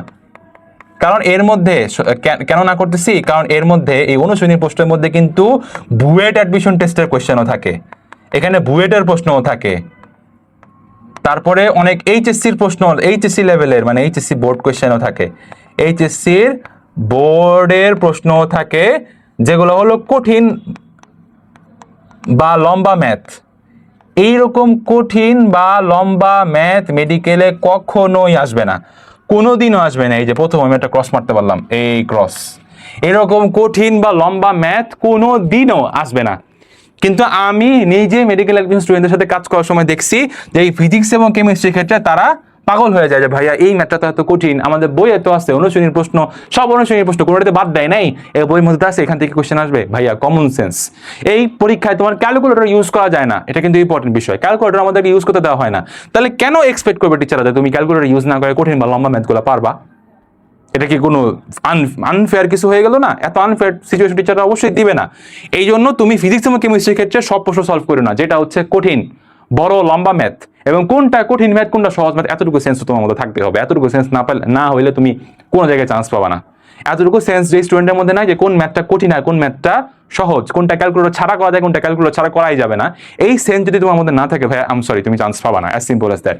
আর সেন্সটা যদি তোমার মধ্যে থাকে তাহলে অবশ্যই সব প্রশ্ন সলভ করি না, যেগুলো বুয়েটের অ্যাডমিশন টেস্টে, এইচএসসি বোর্ডের লম্বা লম্বা বড় ম্যাথ, অনেক সময় এমসিকিউ এর মধ্যে কিন্তু বড় ম্যাথ দিয়ে দেয়, যেটা ক্যালকুলেশনটা অন্তত 2-3 স্টেপে করতে হয়, এক স্টেপে বা 2 স্টেপে হাতে ক্যালকুলেশন করে সলভ করতে পারতেছো এমন ম্যাথ সলভ করবা। ফিজিক্স এবং কেমিস্ট্রি ক্ষেত্রে সব প্রশ্ন সলভ করি না, যেটা আসার মতো সেগুলোই সলভ করবা। তাহলে অনুশীলনী প্রশ্ন আমরা সব সলভ করবো, কিন্তু এটা কিন্তু আছে এই বুয়েটের এইচএসসি বোর্ডের বড় বড় কোশ্চেন, ইঞ্জিনিয়ারিং লেভেলের কোশ্চেন, ভার্সিটির কোশ্চেন, যেগুলো অনেক লম্বা লম্বা বড় ম্যাথ, এগুলো আমরা সলভ করব না, এগুলো আমরা সলভ করব না। ওকে, সামনের দিকে আগাই। ফিজিক্সের ক্ষেত্রে আলাদা কিছু কথা। ফিজিক্সের ক্ষেত্রে আমরা কি কি পড়বো সেটা হচ্ছে, দেখো ফিজিক্সের ক্ষেত্রে একদম নর্মাল বেসিক ম্যাথ যেগুলো আছে, একদম নর্মাল বেসিক, একবারের ক্যালকুলেশন বা 2 স্টেপে করে ফেলা যাচ্ছে, 3 নম্বর স্টেপেও যাচ্ছে না, 2টা স্টেপ করে বা একটা স্টেপে একটা ক্যালকুলেশন করে ফেলা যাচ্ছে, এরকম নর্মাল বেসিক ম্যাথ আমরা সলভ করব। কঠিনের দিকে যাওয়ার দরকার নেই, নর্মাল একেবারে বেসিক ম্যাথগুলো আমরা সলভ করব। তারপর হচ্ছে বিভিন্ন ধ্রুবকের মান আমরা সলভ করব, ধ্রুবকের মান, ঠিক আছে, অনেক সময় ধ্রুবকের মান আমাদের কোয়েশ্চেনেই দেওয়া থাকে, ঠিক আছে, তো দেখা যাচ্ছে যে অনেক ধ্রুবকের মান আমাদের 100% মুখস্থ নাই, কিন্তু ফিজিক্সের ক্ষেত্রে আমাদের ধ্রুবকের মানগুলো আলাদাভাবে কিন্তু মুখস্থ থাকতে হবে মেডিকেল এডমিশন টেস্টের জন্য। তারপরে বিভিন্ন রাশির মাত্রা এবং একক, মাত্রা যেটাকে ডাইমেনশন বলে, মাত্রা ও একক, যেমন আমি যদি একটা উদাহরণ দিই, যেমন বলের মাত্রা আর বলের একক, বল যে রাশিটা সেই বলের একক, এসআই একক হচ্ছে নিউটন, এটা তো আমরা সবাই জানি নিউটন, তাই না? কিন্তু বলের মাত্রাটা কি? বলের মাত্রা কিন্তু হচ্ছে mL/T⁻², এবং মাত্রা দেখানোর জন্য আমাদের এই থার্ড ব্র্যাকেটটা লাগবে। mL/T⁻², এটা কিভাবে হইলো ফিজিক্স ক্লাসে তোমরা জানতে পারবা। বলের ডেফিনেশনটা কি? তোমার ভর গুণন ত্বরণ, তাই না? ভরের জন্য আমাদের মাত্রাটা আসছে m, আর ত্বরণের জন্য L/T⁻² আসছে। এটা ফিজিক্সে তোমাদের যে ভাইয়ারা ক্লাস নেবে তারা আরো ডিটেলস এক্সপ্লেনেশন করবে, আজকে আমরা গাইডলাইন নিয়ে কথা বলতেছি, কেমন আসলে এটা এক্সপ্লেইন করলাম না। তো এই যে বিভিন্ন জিনিসের বিভিন্ন রাশির মাত্রা এবং একক, এখন তোমার কাছে মনে হতে পারে এটা অনেক সহজ, বিষয়টা হলো যে সব রাশির একক কিন্তু, মানে বলেরটা আমরা অনেক বেশি ইউজ করি, নিউটন এটা মুখস্থ, এটা জানি আমরা, বাট অনেক রাশির একক কিন্তু সহজে মনে থাকে না, ঠিক আছে? তো ওই রাশির এককগুলো আমাদেরকে আলাদাভাবে গুরুত্ব দিয়ে পড়তে হবে, কারণ ফিজিক্সের ক্ষেত্রে এই কোশ্চেনগুলো বেশি আসে। তারপর হলো বিভিন্ন জিনিসের বৈশিষ্ট্য, তুমি ফিজিক্সের ক্ষেত্রে এমন অনেক টেক্সট পাবা, মনে করো ইসাক স্যারের বইয়ের মধ্যে তড়িৎ ক্ষেত্র নিয়ে বলা আছে, যে তড়িৎ ক্ষেত্রের সংজ্ঞা, এটাকে তড়িৎ ক্ষেত্র বলে, তারপরে তড়িৎ ক্ষেত্রের বৈশিষ্ট্য 4-5টা বুলেট পয়েন্টে দেওয়া, এরকম 4-5টা বুলেট পয়েন্টে দেওয়া যে বৈশিষ্ট্যগুলো, এখান থেকে প্রচুর কোয়েশ্চেন আসে ফিজিক্সে মেডিকেল অ্যাডমিশন টেস্টের জন্য। সো বেসিক্যালি এই 4টা পয়েন্ট যে আমরা এখানে ইনক্লুড করলাম, সেটা আরেকবার একটু রিপিট করি। নর্মাল বেসিক ম্যাথ সলভ করবা, যেটা একটু খুবই বেসিক, 1 বা 2 স্টেপের মধ্যে হয়ে যাচ্ছে, 3-4 স্টেপে করা লাগে, ক্যালকুলেটর ইউজ করা লাগে, এসব ম্যাথ ধরবাই না, আসবে না ওখান থেকে। ধ্রুবকের মানগুলো আলাদাভাবে মুখস্থ করবা, রাশির মাত্রা এবং এককগুলো, যেটা আমি অলরেডি এক্সাম্পল দেখাইলাম, আর হচ্ছে বিভিন্ন বৈশিষ্ট্য, 4-5টা বুলেট পয়েন্টে করা বৈশিষ্ট্য, এখান থেকে প্রচুর কোয়েশ্চেন আসে, ঠিক আছে? এই বৈশিষ্ট্য থেকে মনে করো একটা নির্দিষ্ট লেটস সে তোমার কি বলে সান্দ্রতা একটা পার্টিকুলার বৈশিষ্ট্য ফিজিক্সের ক্ষেত্রে। তো সান্দ্রতার বৈশিষ্ট্য, যে সান্দ্রতা কি দিয়ে, কোন তাপমাত্রা বাড়ালে সান্দ্রতা বাড়ে নাকি কমে, তারপর হচ্ছে তোমার তড়িৎ প্রবাহ বাড়ালে সান্দ্রতা বাড়ে না কমে, এইরকম জিনিসগুলা, যে সান্দ্রতা কোন কোন ফ্যাক্টরের উপর নির্ভরশীল, এরকম বৈশিষ্ট্য রিলেটেড কথাগুলো মেডিকেল অ্যাডমিশন টেস্টে ভাই প্রচুর আসে। তো এই জিনিসগুলো, এই 4-5টা টপিক যেটা বললাম ফিজিক্সের ক্ষেত্রে আলাদা একটু মনোযোগ দিয়ে গুরুত্ব দিয়ে পড়বা, ঠিক আছে? এরপর আমরা সামনে যাই, ক্যালকুলেটর ছাড়া ম্যাথ কিভাবে করবো ভাইয়া? বাজারে এই হ্যান্ড ক্যালকুলেশন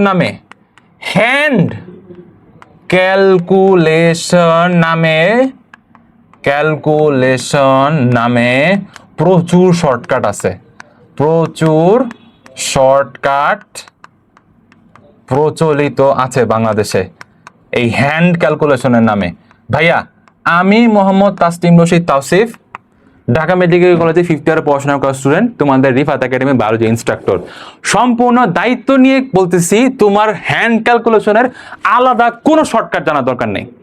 তুমি যদি ম্যাথের বেসিক গুণ ভাগ যোগ বিয়োগ করতে পারো, এই যে ধরো 15 গুণন 167, কথার কথা, এই 15 গুণন 167 এটার যে ক্যালকুলেশনটা, প্রথমে 167 লিখলাম, সরি এটা চলে যাচ্ছে কেন, এই যে 167 লিখলাম, এরপরে 15 লিখলাম, 5 7 35, হাতে রইল 3, 5 6 30 আর 3 33, 5 1 5 আর 1 3 8, এরপরে 167, এরপর আমি এটাকে যোগ করে দিলাম, 5 8 আর 3 10, হাতে হলো 1, 8 আর 6 14 আর 15, হাতে হলো 1 2।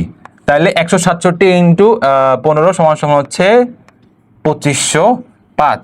এইরকম বেসিক ক্যালকুলেশন, মনে করে এখানে একটা দশমিক আছে 1.67 হয়ে গেলে কি এইখানে দশমিক আছে, দশমিকটা বাম ঘরে 2 ঘর বামে চলে যাবে, তাহলে এটা আনসার হবে হচ্ছে 25.05। এটা আনসার হবে হচ্ছে 25.05, এটার আনসার হবে হচ্ছে 25.05। এই যে এরকম যদি এটা তোমার 1.67 হয়ে যেত, তাহলে এটা আনসার হইতে হচ্ছে 25.05। এইরকম বেসিক ক্যালকুলেশন যদি তুমি পারো, আমাকে বলো এটার কোনো শর্টকাট আছে? এই জিনিস পারার কোনো শর্টকাট আছে? এমনকি যদি মানে হাই লেভেলের ম্যাথমেটিশিয়ান যারা হচ্ছে অলিম্পিয়াডে পার্টিসিপেট করে, তারা যদি এরকম কোনো শর্টকাট জানাও থাকে, সেটা আমার তোমার জানার কোনো দরকার আছে বলো? বেসিক যোগ বিয়োগ গুণ ভাগ, বেসিক সূত্র প্রয়োগ করে অঙ্ক করতে পারা যদি তুমি জানো, ভাইয়া কিচ্ছু শর্টকাটের দরকার নাই, কোনো শর্টকাটের দরকার নাই। তোমার বেসিক ম্যাথ যোগ বিয়োগ গুণ যেটা হচ্ছে তুমি যে হাতে করতে পারো, যেটা এই যে আমি করে কতক্ষণ লাগছে এটা করতে ভাইয়া? তোমার সামনে তো করলাম, কতক্ষণ লাগছে এটা করতে? খুব বেশি সময় লাগছে? এবার যে 30 থেকে 33 সেকেন্ড সময় পাওয়া যায় একটা মেডিকেল অ্যাডমিশন টেস্টে একটা এমসিকিউ সলভ করার জন্য, তার কমই লাগছে না? 10 15 20 সেকেন্ড এটা হয়ে গেছে না? আমি তো তোমাকে যে ব্যাখ্যা দিয়ে করছি, আমি নিজে হাতে করলে তো আরো কম সময় লাগতো। এরকম বেসিক যোগ বিয়োগ গুণ ভাগ যদি তুমি করতে পারো ভাইয়া, এমনি পারবা, আলাদা করে কোনো শর্টকাট শেখার দরকার নেই। এই যে তুমি যেই প্রসেসে ম্যাথগুলো করে আসছো, সেম প্রসেসেই তুমি একটু হাতে ক্যালকুলেশন করে, এখন তোমাকে অবশ্যই এই জিনিসটা মুখস্থ থাকতেই হবে। যেমন ধরো এই যে, সরি কালারটা একটু চেঞ্জ করি, যেমন ধরো যে sin 60, sin 30, sin 45 এরকম ত্রিকোণমিতির কিছু মান, এগুলো তো তোমার মুখস্থ থাকা উচিতই। এগুলোকে মুখস্থ থাকা উচিত না বলো? sin 60 sin 30 এগুলো কি তোমার মুখস্থ থাকা উচিত না? অবশ্যই মুখস্থ থাকা উচিত। যেমন sin 60 মান হচ্ছে হাফ, sin 30 মান হচ্ছে √3/2, ঠিক আছে? তো এরকম জিনিসগুলো তোমার মুখস্থ থাকা উচিত না? sin 45 এর মান হচ্ছে তোমার 1/√2, তো এগুলো তো মুখস্থ থাকা উচিতই। এরকম বেসিক কিছু জিনিস মুখস্থ থাকলে, বেসিক অঙ্ক করা জিনিসগুলো তোমার মাথায় থাকলে এমনি পারবা ভাইয়া, অ্যাজ সিম্পল অ্যাজ দ্যাট। আলাদা কোনো হ্যান্ড ক্যালকুলেশনে কিচ্ছু করার দরকার নেই, আমি দায়িত্ব নিয়ে বলতেছি। তোমার যদি কোনো আমার এই ভিডিওর কমেন্টে তুমি আমাকে জানাইতে পারো, ভাইয়া এই হ্যান্ড ক্যালকুলেশনটা আমি বুঝতেছি না, আমি তোমাকে বুঝাই দিব কোনো শর্টকাট ছাড়া। দেখবা তুমি এইচএসসিতে যা শিখে আসছো সেটাই, আর কোনো কিচ্ছু না। জাস্ট হয়তো তোমার অঙ্কটা বুঝতে অসুবিধা হয়েছে। অঙ্ক বুঝতে অসুবিধা হওয়া আর ক্যালকুলেটর সাথে ম্যাথ করতে পারা দুইটা এক জিনিস না। অঙ্ক বুঝলে আমি ক্যালকুলেটর সারা পারবো, ক্যালকুলেটর সহ পারবো, হয়তো একটু সময় বেশ কম হবে, একটু বেশি সময় লাগবে, কম সময় লাগবে। ক্যালকুলেটর চাপ দিলে এই মানটা যেটা চলে আসতো হাতে করতে আমার 20 সেকেন্ড সময় বেশি লাগতে পারে, দ্যাটস ইট। অঙ্কের প্রসেস করতে বুঝতে না পারা আর ক্যালকুলেটর ছাড়া অঙ্ক করতে না পারা দুই জিনিস, দুইটার মধ্যে প্যাচ লাগানো যাবে না। বুঝা গেছে? সো আমি আবারও বলতেছি, বাজারে এটা নিয়ে প্রচুর শর্টকাট প্রচলিত আছে, আমার কোনো শর্টকাটের দরকার নাই। আমি চ্যালেঞ্জ দিচ্ছি তাওসিফ, একজন ডিএমসি স্টুডেন্ট হিসেবে, তোমার যদি কোনো মনে হয় ভাই এই ম্যাথটা শর্টকাট ছাড়া পাচ্ছি না, তুমি আমাকে এই ভিডিওর কমেন্ট বক্সে জানাও, আমি তোমাকে দেখাই দিব যে কোনো শর্টকাট লাগতেছে না।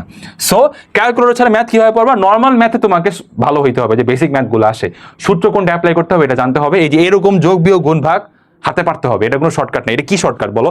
167 থেকে 15 দিয়ে গুণ দিয়ে 2505 আসে, এটা তো তোমার এমনি পারা যায়, রাইট? তো এরকম পেরে তুমি করবা, চেষ্টা করবা, দ্যাটস ইট। আলাদা কোনো শর্টকাটের কোনো প্রয়োজন নেই। আচ্ছা, কেমিস্ট্রি এবং বায়োলজি নিয়ে কিছু কথা যেটা আমরা বলবো আলাদাভাবে।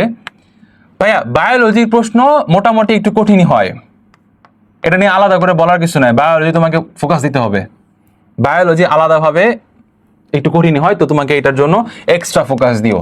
এক্সট্রা ফোকাস বলতে বইয়ের লাইনগুলো খুব ভালোভাবে পড়বা, গুরুত্বপূর্ণ জিনিসগুলা তুমি যেটা বারবার আসছে সেই টপিকগুলো ভালোভাবে ঘাটবা, মুখস্থ করার চেষ্টা করবা, বায়োলজি সবসময় টাচে রাখবা, প্রতিদিনই অল্প অল্প করে জিকে ইংলিশ এবং সাথে বায়োলজিটাও পড়ো।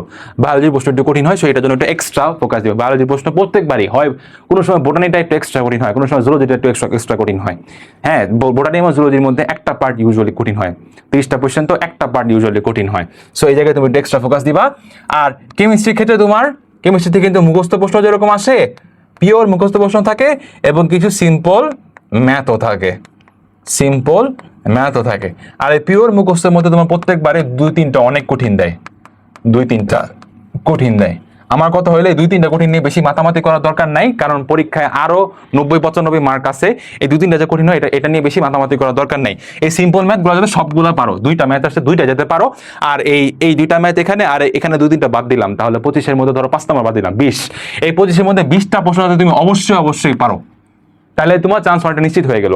এরপরে বাকি 2-3টা কঠিন যেই প্রশ্নগুলো আছে সেটা তোমাকে একটু আন্দাজে দাগাবা কি দাগাবা না, নেগেটিভ মার্ক তুমি মানে কতটুকু এফোর্ড করতে পারো কি না পারো, এটা পরীক্ষার হলে অনেক ইনস্ট্যান্ট ডিসিশন নিতে হয়। সামনে পার্ট 2-তে পরীক্ষার হলে ইনস্ট্যান্ট কি ডিসিশন নিতে হবে কি না হবে এগুলো নিয়ে ডিটেইলস আলোচনা করবো। বাট তোমাকে এখানে ওভারঅল একটা ধারণা দিয়ে দিলাম। মুখস্থ যে 2-3টা কঠিন প্রশ্ন হয়, এটা চাইলে তুমি মানে আগেই তোমাকে স্কিপ করার কোনো, স্কিপ করতে বলে স্টুডেন্টরা হচ্ছে অনেক বেশি তোমরা কি বল ফাঁকিবাজ হয়ে যাও, তো স্কিপ করতে বলবো না। বাট এটার জন্য অনেক বেশি মাথা ঘামানোর দরকার নেই, এটা প্রত্যেকবারই 2-3টা অনেক কঠিন প্রশ্ন হয়, এটা নিয়ে অত মাথা ঘামানোর দরকার নেই। বাকি 22-23টার মধ্যে যদি তোমার অন্তত 20টা বা 21টা থাকে, এবং সিম্পল ম্যাথ একটা মিস করা যাবে না। কেমিস্ট্রির মধ্যে যেই সিম্পল ম্যাথগুলো থাকে এবং সহজ মুখস্থ যেগুলো থাকে, কঠিন ছাড়াও যে সহজ মুখস্থগুলো থাকে, মুখস্থের মধ্যে যে সহজগুলো থাকে সেটা কিন্তু 100% পারতে হবে, এটা 100% পারতে হবে, কারণ এটা সবাই পারবে, এখানে তোমার একটা মিস করা যাবে না। আরেকটা বিষয় হচ্ছে যে ঢাকা মেডিকেলে যারা ফার্স্ট সেকেন্ড থার্ড হয় তারা কিন্তু কঠিন প্রশ্ন পারার কারণে ফার্স্ট সেকেন্ড থার্ড হয় না ভাইয়া। মনে করো একটা পরীক্ষার মধ্যে 90% প্রশ্ন পারার মতো, অথবা এই যে 89% কোয়েশ্চেন, ধরুন 89টা প্রশ্ন হচ্ছে পারার মতো, সে সবগুলোই পারছে, একটাও ভুল করে নাই, কোনো নেগেটিভ মার্ক খায় নাই, তখন সে ফার্স্ট হয়, বুঝছো? কঠিন প্রশ্ন পারার কারণে কেউ ফার্স্ট সেকেন্ড থার্ড হয় না, ইউজুয়ালি, এক্সেপশনাল থাকতে পারে। ইউজুয়ালি কঠিন প্রশ্ন পারার জন্য না, যেগুলো পারার মতো, ধরো 5-6টা তো প্রত্যেকবারই কঠিন হয়, এটা বাদে যত প্রশ্ন আছে সবগুলোর মধ্যে মানে একদম 100% অ্যাকুরেসি তো কারো হয় না, 99.9%, 98%, 99% অ্যাকুরেসি দিয়ে সে পরীক্ষা দিচ্ছে, তখন সে ফার্স্ট সেকেন্ড থার্ড হয়। সো কঠিন প্রশ্ন নিয়ে কিন্তু আমাদের অত মাথা ঘামানোর দরকার নেই। পরের পয়েন্টে চলে যাই, জিকে এবং ইংলিশে কিভাবে 25-এ 25 পাবো। ভাইয়া এই জিনিসটা না তোমাদেরকে একটু হুক করার জন্য লিখছি, জিকে ও ইংলিশে কেউই 25-এ 25 পায় না, জিকে এবং ইংলিশে কেউই 25-এ 25 পায় না। এমনকি মেডিকেল অ্যাডমিশন এসেছে ফার্স্ট হয়েছে, তারা দেখা যাবে বায়োলজি ফিজিক্স কেমিস্ট্রিতে অনেক ভালো মার্ক পাইলেও জিকে এবং ইংলিশে 25-এ 25 থাকে না। জিকে এবং ইংলিশের মধ্যে প্রত্যেকবারই আবার ওই যে 2-3 মার্ক কঠিন থাকে, 2-3 মার্ক কঠিন থাকে, যেটা তুমি কোনো বইয়ের মধ্যে পাবা না। আমাদের মেডিকেল অ্যাডমিশন টেস্টের জন্য বা জিকে এবং ইংলিশের জন্য আমরা যে বইগুলো পড়ি, যেটা তোমাকে দেখাইলাম একটু আগে, কোনো বই বাজারে কোনো পাবলিকেশনের মধ্যে পাবা না। যদিও সবাই দাবি করবে যে আমাদের বইয়ের ওই চিপার ওই জায়গার মধ্যে হচ্ছে যে এই ছোট করে একটা জায়গায় আমরা লিখে দিয়েছিলাম, এই যে এই ইনফরমেশনটা এখান থেকে কোশ্চেন আসছে, এরকম অনেক কিছু বলবে। অ্যাকচুয়ালি এটা আসে না পরীক্ষায়, বুঝতে পারছো? মানে এটা তারা আসলে এত বড় একটা বইয়ের মধ্যে ওই চিপার মধ্যে একটা জায়গায় ইনফরমেশন দেওয়া, এটা কি আদৌ মানে ক্রেডিট নেওয়া সম্ভব যে আমার বই থেকে কমন আসছে বলো? কারণ এক বইয়ের মধ্যে হাজার হাজার প্রশ্ন আছে, তাও মেইন প্রশ্ন না, কোনো একটা জায়গায় ছোট একটা ফুটনোট, ছোট একটা একটু স্মল ফন্টে মেনশন করা একটা জিনিস, এটার জন্য যদি আমি ক্রেডিট নেই যে আমার বই থেকে এই প্রশ্নটা কমন আসছে, সেটা কেমন হয় বলো? আমার ক্ষেত্র বিশেষে এরকম প্রশ্ন তো কোনো বই দেখাই দিয়ে পারে না যে আমাদের বই থেকে আসছে, এমন মানে কিছু 2-3টা প্রত্যেক বছরই কঠিন দেয়। কিন্তু এটা বাদ বাকি যে তোমার 21-22টা প্রশ্ন আছে, সেখানে কিন্তু 21-22টার মধ্যে অন্তত 20-21টা পারা কিন্তু সহজ, বুঝতে পারছো? তো এটার জন্য তোমাকে ওই যে জিকে এবং ইংলিশের ক্ষেত্রে যেটা বললাম, অলরেডি যে তোমাদেরকে যে 4টা ক্যাটাগরি প্রশ্ন দেখায় আসছি, যে 4টা ক্যাটাগরি প্রশ্ন দেখায় আসছে, আর আগের স্লাইডটা একটু বের করি, আগের স্লাইডটা গেল কই, এই যে জিকে এবং ইংলিশের ক্ষেত্রে যে 4 ক্যাটাগরির প্রশ্ন তোমাকে এখানে দেখানো আছে, মেডিকেল অ্যাডমিশন টেস্টের প্রিভিয়াস কোশ্চেন, ভার্সিটি অ্যাডমিশনের কোশ্চেন, বিসিএস এর প্রশ্ন এবং বিভিন্ন চাকরি পরীক্ষা নিয়োগ পরীক্ষা আসা প্রশ্ন। এই 4 গোল্ডেন ক্যাটাগরির প্রশ্ন যদি তুমি পড়ো, তাহলে কিন্তু খুব সহজে ইনশাল্লাহ আশা করা যায় যে তোমার 25-এ 25 না থাকলেও, জিকেতে এবং ইংলিশে 25-এ 25 না থাকলেও অন্তত 20-21 তুমি পাবা, and that is very much good enough score to secure a seat in even DMC তে পাওয়ার জন্য 25-এর মধ্যে 20, 21 বা 22 এগুলো খুবই ভালো মার্ক, বুঝতে পারছো? এগুলো আসলেই ভালো মার্ক জিকে এবং ইংলিশ মিলায়। কারণ তোমার অবশ্যই বাকি তিনটা যে মেইন সাবজেক্ট এখানে এফিসিয়েন্সি বাড়াইতে হবে, ওখান থেকে যাতে কম যায়। জিকে ইংলিশের ক্ষেত্রে তাহলে তখন তুমি 2-3 মার্ক এটা অ্যাফোর্ড করতে পারো। আর প্রত্যেক বছরই 2-3 মার্ক কঠিন হয়। এটা কারা পারে জানো? এই কঠিন যে পারে না তা না, যারা হচ্ছে জিকেতে আগেই এক্সপার্ট, জিকেতে অনেক ভালো। জিকেতে অনেক ভালো হওয়ার উপায় কি? যারা জিকেতে অনেক ভালো আগে থেকেই, অথবা হচ্ছে যে ইংলিশে অনেক ভালো আগে থেকেই, তারা এগুলো পারে। ইংলিশে অনেক ভালো বলতে যারা হচ্ছে বিভিন্ন স্টেজ কম্পিটিশন করে, যারা ইংরেজিতে ভালো কথা বলতে পারে, ইংরেজিতে বিতর্ক করতে পারে, উপস্থিত বক্তৃতা দিতে পারে, যারা হচ্ছে যে ইংরেজি ভাষাটা নিয়ে অনেক ভালো দক্ষতা আছে, they can secure a very high marks in medical admission test অথবা যে কোনো অ্যাডমিশন টেস্ট। কারণ হচ্ছে যে তারা অলরেডি ইংরেজিতে অনেক রকম কম্পিটিশনস, অনেক রকমের লেখালেখি ভবিষ্যতে বলছি অতীতে করে আসছে। সো তাদের জন্য এটা পাওয়া ইজি। আর জিকেতে ভালো বলতে যারা নিউজ পেপার পড়ে, যাদের মানে ওয়ার্ল্ড অ্যাফেয়ার্স নিয়ে, এখন যেহেতু ইন্টারন্যাশনাল অ্যাফেয়ার্সের যোগ হয়েছে তোমাদের মেডিকেল অ্যাডমিশন টেস্টে, আন্তর্জাতিক এবং জাতীয় বিষয়াবলীর সম্বন্ধে খোঁজ খবর রাখে, খালি ফেসবুক না, টিভি চ্যানেলে নিউজ দেখে, পত্রপত্রিকা পড়ে, একটা আগ্রহ জায়গা থেকে যারা এই জিনিসগুলো নিয়ে জানে, তাদের জন্য জিকের ওই 2-3 মার্কের যে কঠিন প্রশ্নগুলো থেকে আনকমন, সেটা পারাটাও অনেকটা ইজি হয়ে যায়। এটা ছাড়া যারা ভাই সাধারণ স্টুডেন্ট আছে, তাদের জন্য এই 2-3 মার্ক, এটা অনেস্টলি বলছি, এটা পাওয়া কঠিন। তোমাকে বহুত মানুষ 25 নিশ্চয়তা দিবে, বাস্তবতা হলো 25 তো কেউই পায় না। আমি বললামই 25 কেউ পায় না, কারণ প্রত্যেকবার 2-3টা করে মার্ক আনকমন থাকে। বাস্তবতা দিয়ে বলতেছি। এবং যে একদম ফার্স্ট হয়েছে, তারাও দেখবে যে জিকে এবং ইংলিশে অন্তত 1-2 মার্ক ছুটছে। বুঝতে পারছো? সো বিষয়টা হলো যে জিকেতে যারা অনেক ভালো এবং ইংলিশে যারা অনেক ভালো, তাদের জন্য এই 2-3 মার্ক পাওয়া তুলনামূলক সহজ। আমি তোমাকে সেটাও বলতেছি না যে 2-3 মার্কের জন্য ফোকাস দিতে হবে। তুমি এই 21-22 বা 20-21 এরকম একটা 20 থেকে 22 রেঞ্জের একটা মার্ক রাখো। সেটার জন্য তোমাকে কি করতে হবে? আগে স্লাইডে দেখাইলাম 4 ক্যাটাগরি কোয়েশ্চেন, এটা মাস্ট ভালো করে পড়বা। এই 4 ক্যাটাগরি কোয়েশ্চেন হচ্ছে জিকে এবং ইংলিশের জন্য বেসিক পারলে তুমি অনেক কিছুই পারবা ইনশাআল্লাহ। এই 20-22 নাম্বার পেয়ে যাবা, and that's more than enough. Dream city chance হয়ে যাবে ইনশাআল্লাহ। আচ্ছা, আগে থেকে মেডিকেলের প্রস্তুতি কি নিতেই হবে? আরো স্পেসিফিকভাবে বললে প্রি মেডিকেল কোর্স কি কিনতেই হবে? প্রি মেডিকেল কোর্স না করলে কি চান্স মিস? না করলে কি চান্স মিস? ভাইয়া আমি একটা সহজ উত্তর দিই। প্রি মেডিকেল কোর্সটা বাংলাদেশে আসছে হচ্ছে 2021 সাল থেকে, 21-22 এই সময়টা থেকে। হ্যাঁ, বা আরো পরে হইতে পারে, 22-23, ধরো 2022 সাল। তো 2022 সালের পরে কি কেউ চান্স পায় নাই? As simple as that. তো তোমাকে মানে চান্স মিস কথাটা সত্য না, চান্স মিস হবে না, as simple as that. Chance miss হবে না। কিন্তু তোমার যদি ধরো প্রি মেডিকেল কোর্সগুলোর দাম হতো, বাজারে যতগুলো কোর্সই আছে সেগুলোর দাম তো ভালোই, তোমার ফ্যামিলি যদি সেটা অ্যাফোর্ড করতে পারে, তোমার ফ্যামিলি থেকে যদি পারমিশন থাকে, বা তুমি যদি নিজে এটা ব্যাপারে কনফিডেন্ট হও, ওয়াই নট? কিন্তু সেটা তুমি কিভাবে দেখবা প্রি মেডিকেল কোর্সটাতে? আগে থেকে প্রস্তুতি নিতে গিয়ে তুমি অবশ্যই যেটা করবা না, একাডেমিক প্রিপারেশনকে হ্যাম্পার করবা না। একাডেমিক প্রিপারেশনকে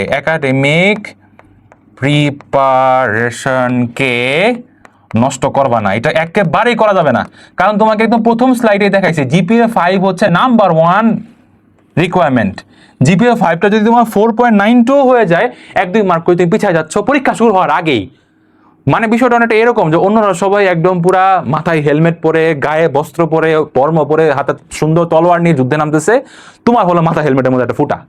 কেউ ইজিলি তোমার একটা তীর মেরে মাথার মধ্যে একটা হেডশট করে তোমাকে মেরে ফেলতে পারবে, এইরকম একটা অবস্থা। সো জিপিএ 5 অনেক বেশি ইম্পর্টেন্ট, আর সেটার জন্য একাডেমিক প্রিপারেশন হইতে হবে টপ নচ। এখন দেখতেছো প্রশ্নের মধ্যে এইচএসসি পরীক্ষা এইবার প্রশ্নে ভুল ছিল, চট্টগ্রাম বোর্ডে কত সমস্যা হয়েছে তোমার এই বন্যা রিলেটেড কারণে। এইরকম বাংলাদেশে সিস্টেমের কারণে পরীক্ষাগুলোর মধ্যে ভালো মার্ক তোলা অনেক ডিফিকাল্ট। তারপরে যারা ইংলিশ ভার্সন স্টুডেন্ট আছে, তাদের ইংলিশ ভার্সন স্টুডেন্টের মধ্যে প্রশ্নের মধ্যে কত ভুল ধরা পড়তেছে, মানে সমস্যার শেষ নাই। এরই মাঝখানে যদি তুমি নিজে প্রিপারেশনটা 100-100 না রেখে জাস্ট মেডিকেল অ্যাডমিশন আগে থেকে পড়বো, আগে এই মেডিকেল অ্যাডমিশনের গাইড, কোয়েশ্চেন ব্যাংক এগুলো ঘাটতে প্রি মেডিকেলের জন্য বেশি ফোকাস দিয়ে একাডেমিক পড়াশোনাগুলো, তোমার কলেজের half yearly exam, pre test এসব নিয়ে তুমি গুরুত্ব দিলা না, হবে জিপিএ একটা মিস হয়ে যাবে, চান্সটা মিস হয়ে যাবে।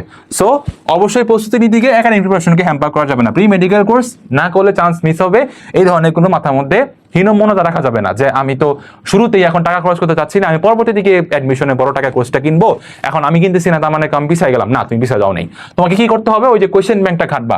নিলে কিভাবে নিব? প্রি মেডিকেল কোর্সই করতে হবে এমন কোনো কথা নাই, চাইলে করতে পারো। পার্সোনাল যদি প্রিপারেশন নিতে চাও, কোয়েশ্চেন ব্যাংক ঘাটো। নাম্বার 1 স্ট্র্যাটেজি, যেটা আগের স্লাইডে তোমাদেরকে বলে আসছি, কোয়েশ্চেন ব্যাংক ঘাটো। মেডিকেল অ্যাডমিশনে কোয়েশ্চেন ব্যাংক ঘাটলে তুমি বুঝতে পারবা কোন কোন জায়গা থেকে কোয়েশ্চেন আসে, এটা তোমাকে অনেক আগায় রাখবে। এই কাজটা যদি তুমি ভালো করে করো না, আমি তোমাকে একদম পুরো দায়িত্ব নিয়ে বলতেছি, যারা প্রি মেডিকেল কোর্স করতেছে তাদের থেকে আগায় থাকবা।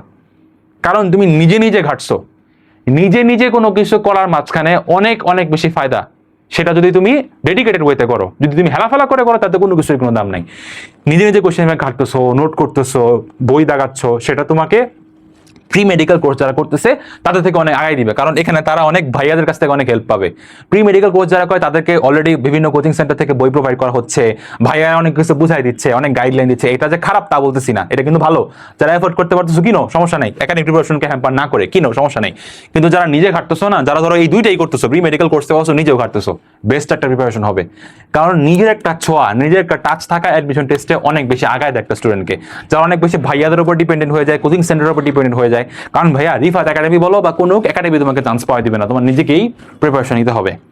আমরা হয়তো আমাদের পক্ষ থেকে কোনো স্টুডেন্ট চান্স পাইলে তার যে আমরা হেল্প করছি, তাকে যে বিভিন্ন ভালো ম্যাটেরিয়ালস দিচ্ছি, সেটার জন্য আমরা ক্রেডিট নিব। কিন্তু এটা ফুল ক্রেডিট কোনো কোচিং সেন্টারে নেওয়া উচিত না, রিফাত একাডেমি ইনশাল্লাহ নিবে না আমরা অ্যাডমিশন নিয়ে যখন কাজ করব, কারণ এটা অনুচিত। নিজের পার্সোনাল টাচ একটা স্টুডেন্টকে অনেক অনেক বেশি আগায় রাখে। সো তুমি নিজে কোশ্চেন ব্যাংক ঘাটতে পারো, এটাই তোমার মেডিকেল অ্যাডমিশন টেস্টের জন্য বেস্ট প্রিপারেশন। তারপর ধাপে ধাপে তুমি সহায়ক বইগুলো কিনো, আস্তে আস্তে তুমি কোশ্চেন প্রি মেডিকেল কোর্সের কথা চিন্তা করতে পারো, এগুলো পরে। আগে নিজে কোশ্চেন ব্যাংকটা ঘাটো, এটাই তোমার বেস্ট প্রিপারেশন অ্যাডভান্স মেডিকেল অ্যাডমিশনের জন্য। আচ্ছা, মেডিকেলে পড়তে চাই, আমি কি আগে থেকে ম্যাথ পড়া কমাই দিব? ম্যাথ পড়ে কি করবো? আমি তো ডাক্তারি হবো, আমি মানে মানব দেহ নিয়ে কাটাছাড়া করবো, বায়োলজির এক্সপার্ট হবো, অ্যানাটমি, ফিজিওলজি, এই সমস্ত সাবজেক্ট যেগুলো আছে এমবিবিএস এর মধ্যে, সেগুলো নিয়ে পড়াশোনা করবো। আমার ম্যাথ নিয়ে পড়ে থাকার দরকার কি? আমার ত্রিকোণমিতি, আমার এই কনিক্স, তারপর হচ্ছে এই সেই চ্যাপ্টারগুলো নিয়ে এত বেশি মাথা কাটানোর দরকার কি? আদৌ কি এগুলো রিয়েল লাইফ ইমপ্লিকেশন আছে? ম্যাথ করে কি হবে? এই সমস্ত চিন্তা মাথার মধ্যে থেকে সরাও, অবশ্যই কমাই দিবা না, কখনোই না।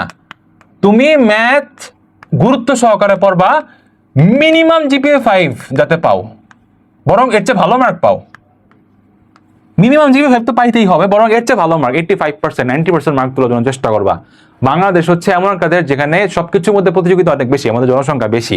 তোমার কি কোনো গ্যারান্টি আছে যেটা ভালো স্টুডেন্ট হইলেও 5,000 মাত্র সিট থাকে বা 5,000 এদিক সেদিক তুমি চান্স পেয়ে যাবা কোনো মেডিকেল কলেজ অথবা ডেন্টাল কলেজে? এমন কোনো নিশ্চয়তা আছে? কেন ম্যাথটাকে তুমি একটা ব্যাকআপ হিসেবে চিন্তা করবা না? কেন তুমি ম্যাথকে খুব কঠিন, পারাই যায় না, এমন কি আছে ম্যাথের মধ্যে? এটার উপর কোনো দেখানো বিদ্বেষ রাখা যাবে না সাবজেক্টের প্রতি। হ্যাঁ, ম্যাথের অনেক ইমপ্লিকেশন আছে, আমাদের সাবজেক্টগুলোকে এমনভাবে পড়ানো হয় আমরা যে খালি কোয়েশ্চেন দেখি, সলভ করার উপায়গুলো শিখে পরীক্ষা ভালো মার্ক পাওয়ার চিন্তা করি। বা প্রত্যেকটা সাবজেক্টের রিয়েল লাইফ ইমপ্লিকেশন আছে, এমন কোনো সাবজেক্ট নাই যেটা তোমাকে হচ্ছে যে রিয়েল লাইফ ইমপ্লিকেশন নাই, বিশেষ করে সায়েন্সের সাবজেক্টগুলো। সো ম্যাথ আমাকে অবশ্যই পড়তে হবে, মনোযোগ দিয়ে পড়তে হবে। এটা তুমি অবশ্যই ম্যাথ পড়া কমাই দিবা না, ডেফিনেটলি না। মিনিমাম জিপিএ 5 তোমার টার্গেট, বরং এর চেয়ে বেশি মার্ক পাও, যাতে ভবিষ্যতে মেডিকেল যদি নাও হয়, পরবর্তীতে যে তোমার ভার্সিটি অ্যাডমিশন, গুচ্ছ পরীক্ষা, এই জিনিসগুলো যাতে ভালো করতে পারো। স্পিকিং অফ ভার্সিটি অ্যাডমিশন, মেডিকেলের সাথে ভার্সিটি প্রস্তুতিটা কি রাখা উচিত? উত্তর হচ্ছে হ্যাঁ, রাখা উচিত। তাহলে অ্যাডমিশন টেস্টে, বিশেষ করে যারা 26 ব্যাচে যদি কেউ আমাদের ভিডিওটা দেখে রাখো, তাদের জন্য কথা হচ্ছে যে আমি মেডিকেলের ভার্সিটি প্রস্তুতিটা কিভাবে রাখবো। মেডিকেল অ্যাডমিশনের প্রস্তুতি যে নিচ্ছ, তার পাশাপাশি দিনে 1 ঘন্টা হলেও অল্প অল্প করে ম্যাথ করো। কি ম্যাথ? ভার্সিটি অ্যাডমিশন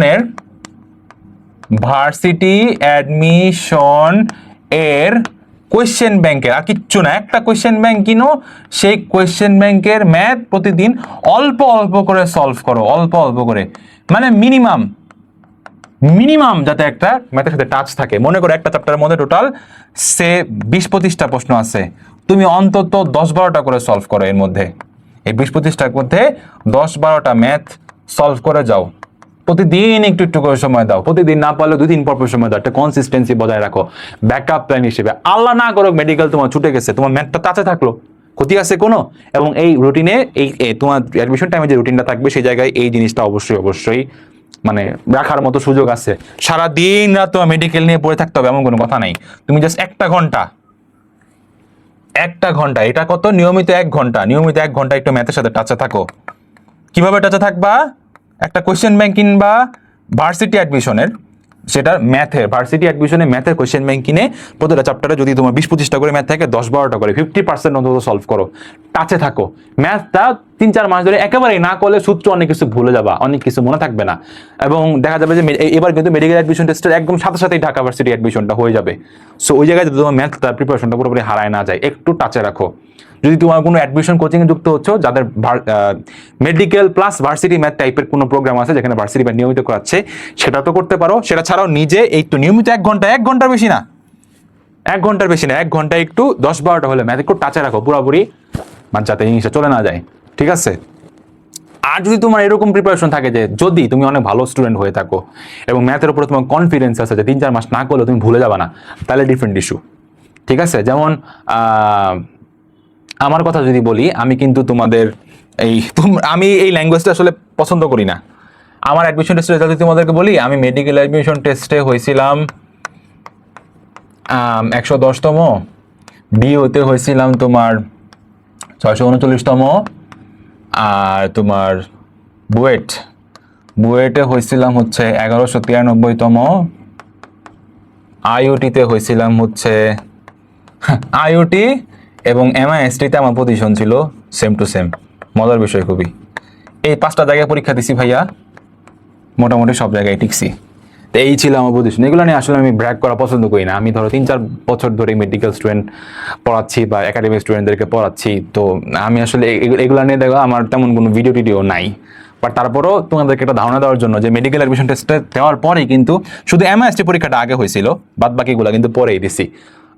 যদিও আমি ইঞ্জিনিয়ারিং অ্যাডমিশন দিয়ে স্টার্ট করছি, আমার আগে থেকেই ম্যাথ একটু টাচে ছিল, বাট তারপরেও মেডিকেল অ্যাডমিশন টেস্টের পরে অনেক লম্বা সময়, বুয়েট কিন্তু আমাদের অনেক পরে এক্সাম হয়েছিল যেহেতু ওই সময় করোনা পুরোপুরি চলে যায়নি।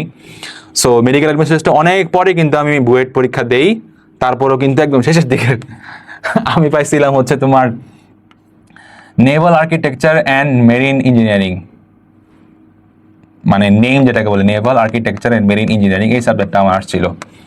তো বুয়েটে মেডিকেলে হয়ে যাওয়ার পরে আমি আসলে বাকিগুলা পরীক্ষা দেওয়ার জন্য দিছি, এরপরে আর অন্যগুলাতে আমি যাইতে চাইও নাই, হেসে খেলে পরীক্ষা দিছি, মজা করে চান্স হয়ে গেছে। তো এইটাই, তোমার যদি ম্যাথের বেসিক ভালো থাকে, তোমার যদি নিজের উপর কনফিডেন্স থাকে, ম্যাথের বেসিক ভালো থাকে, তাহলে এটা দরকার নাই, নিয়মিত 1 ঘন্টা পড়াশোনা না করলেও চলবে। বাট সেটা ডিপেন্ড করে তোমার নিজেকে জাজ করতে হবে, আমার বেসিক কি ভালো, 3-4 মাস না পড়লেও কি আমি অ্যাডমিশন টেস্টের আগে কোয়েশ্চেন ব্যাংকটা মোটামুটি সলভ করে ম্যাথের একটা ধারণা পেতে পারবো? Is it enough? আর যদি না এনাফ মনে হয়, 1 ঘন্টা একটু দেখবা, সমস্যা নেই, পারবা তুমি মেডিকেল টেস্টের সময়ও। আমি জানি এটা চান্স পাওয়া অত সহজ বিষয় না, বাট তারপরেও তুমি চেষ্টা করলে ইনশাল্লাহ পারবা। তো ভাইয়া আজকের পার্ট 1 ভিডিওতে আমরা অনেক কিছু নিয়ে কথাবার্তা বললাম, কোন কোন বই তোমার লাগবে, তার পার্টিকুলার সাবজেক্টগুলো তুমি কিভাবে পড়বা, তারপরে জিকে এবং ইংরেজির ক্ষেত্রে স্পেশালি তুমি কিভাবে প্রিপারেশন নিবা, অনেক কিছু কিন্তু তোমার বাংলাদেশে প্রচলিত অনেক মিথ্যা কথা, সবগুলোকে মোটামুটি ডিবাঙ্ক করার চেষ্টা করছি। অনেস্টলি কোনো একটা গাইডলাইন তোমাদেরকে দেওয়ার চেষ্টা করছি, যেহেতু আমাদের বলাই আছে ভিডিওতে আজকে মেডিকেল অ্যাডমিশন 9 নক্ষত্র আমরা কভার করবো। সো এটা ধরুন 50% শেষ হইলো। পার্ট 2-তে আমরা আরো ডিটেইলড ওয়েতে, বিশেষ করে যারা এইচএসসি 26 ব্যাচ এখন যারা অ্যাডমিশন টেস্ট দিবা, তাদের জন্য পরীক্ষার হল রিলেটেড এবং অ্যাডমিশন টাইমে 3 মাসের স্ট্র্যাটেজি রিলেটেড বিভিন্ন কথাবার্তা বলবো, এবং এই সময়টাতে অ্যাডমিশন স্টুডেন্টরা কি ভুল করে, যে ভুলগুলো তোমাদের অবশ্যই করা যাবে না, সেটা নিয়ে সামনে তোমাদের সামনে হাজির হচ্ছি। তাওসিফ ভাইয়া আজকে তোমাদের কাছ থেকে বিদায় নিচ্ছে। আসসালামু আলাইকুম।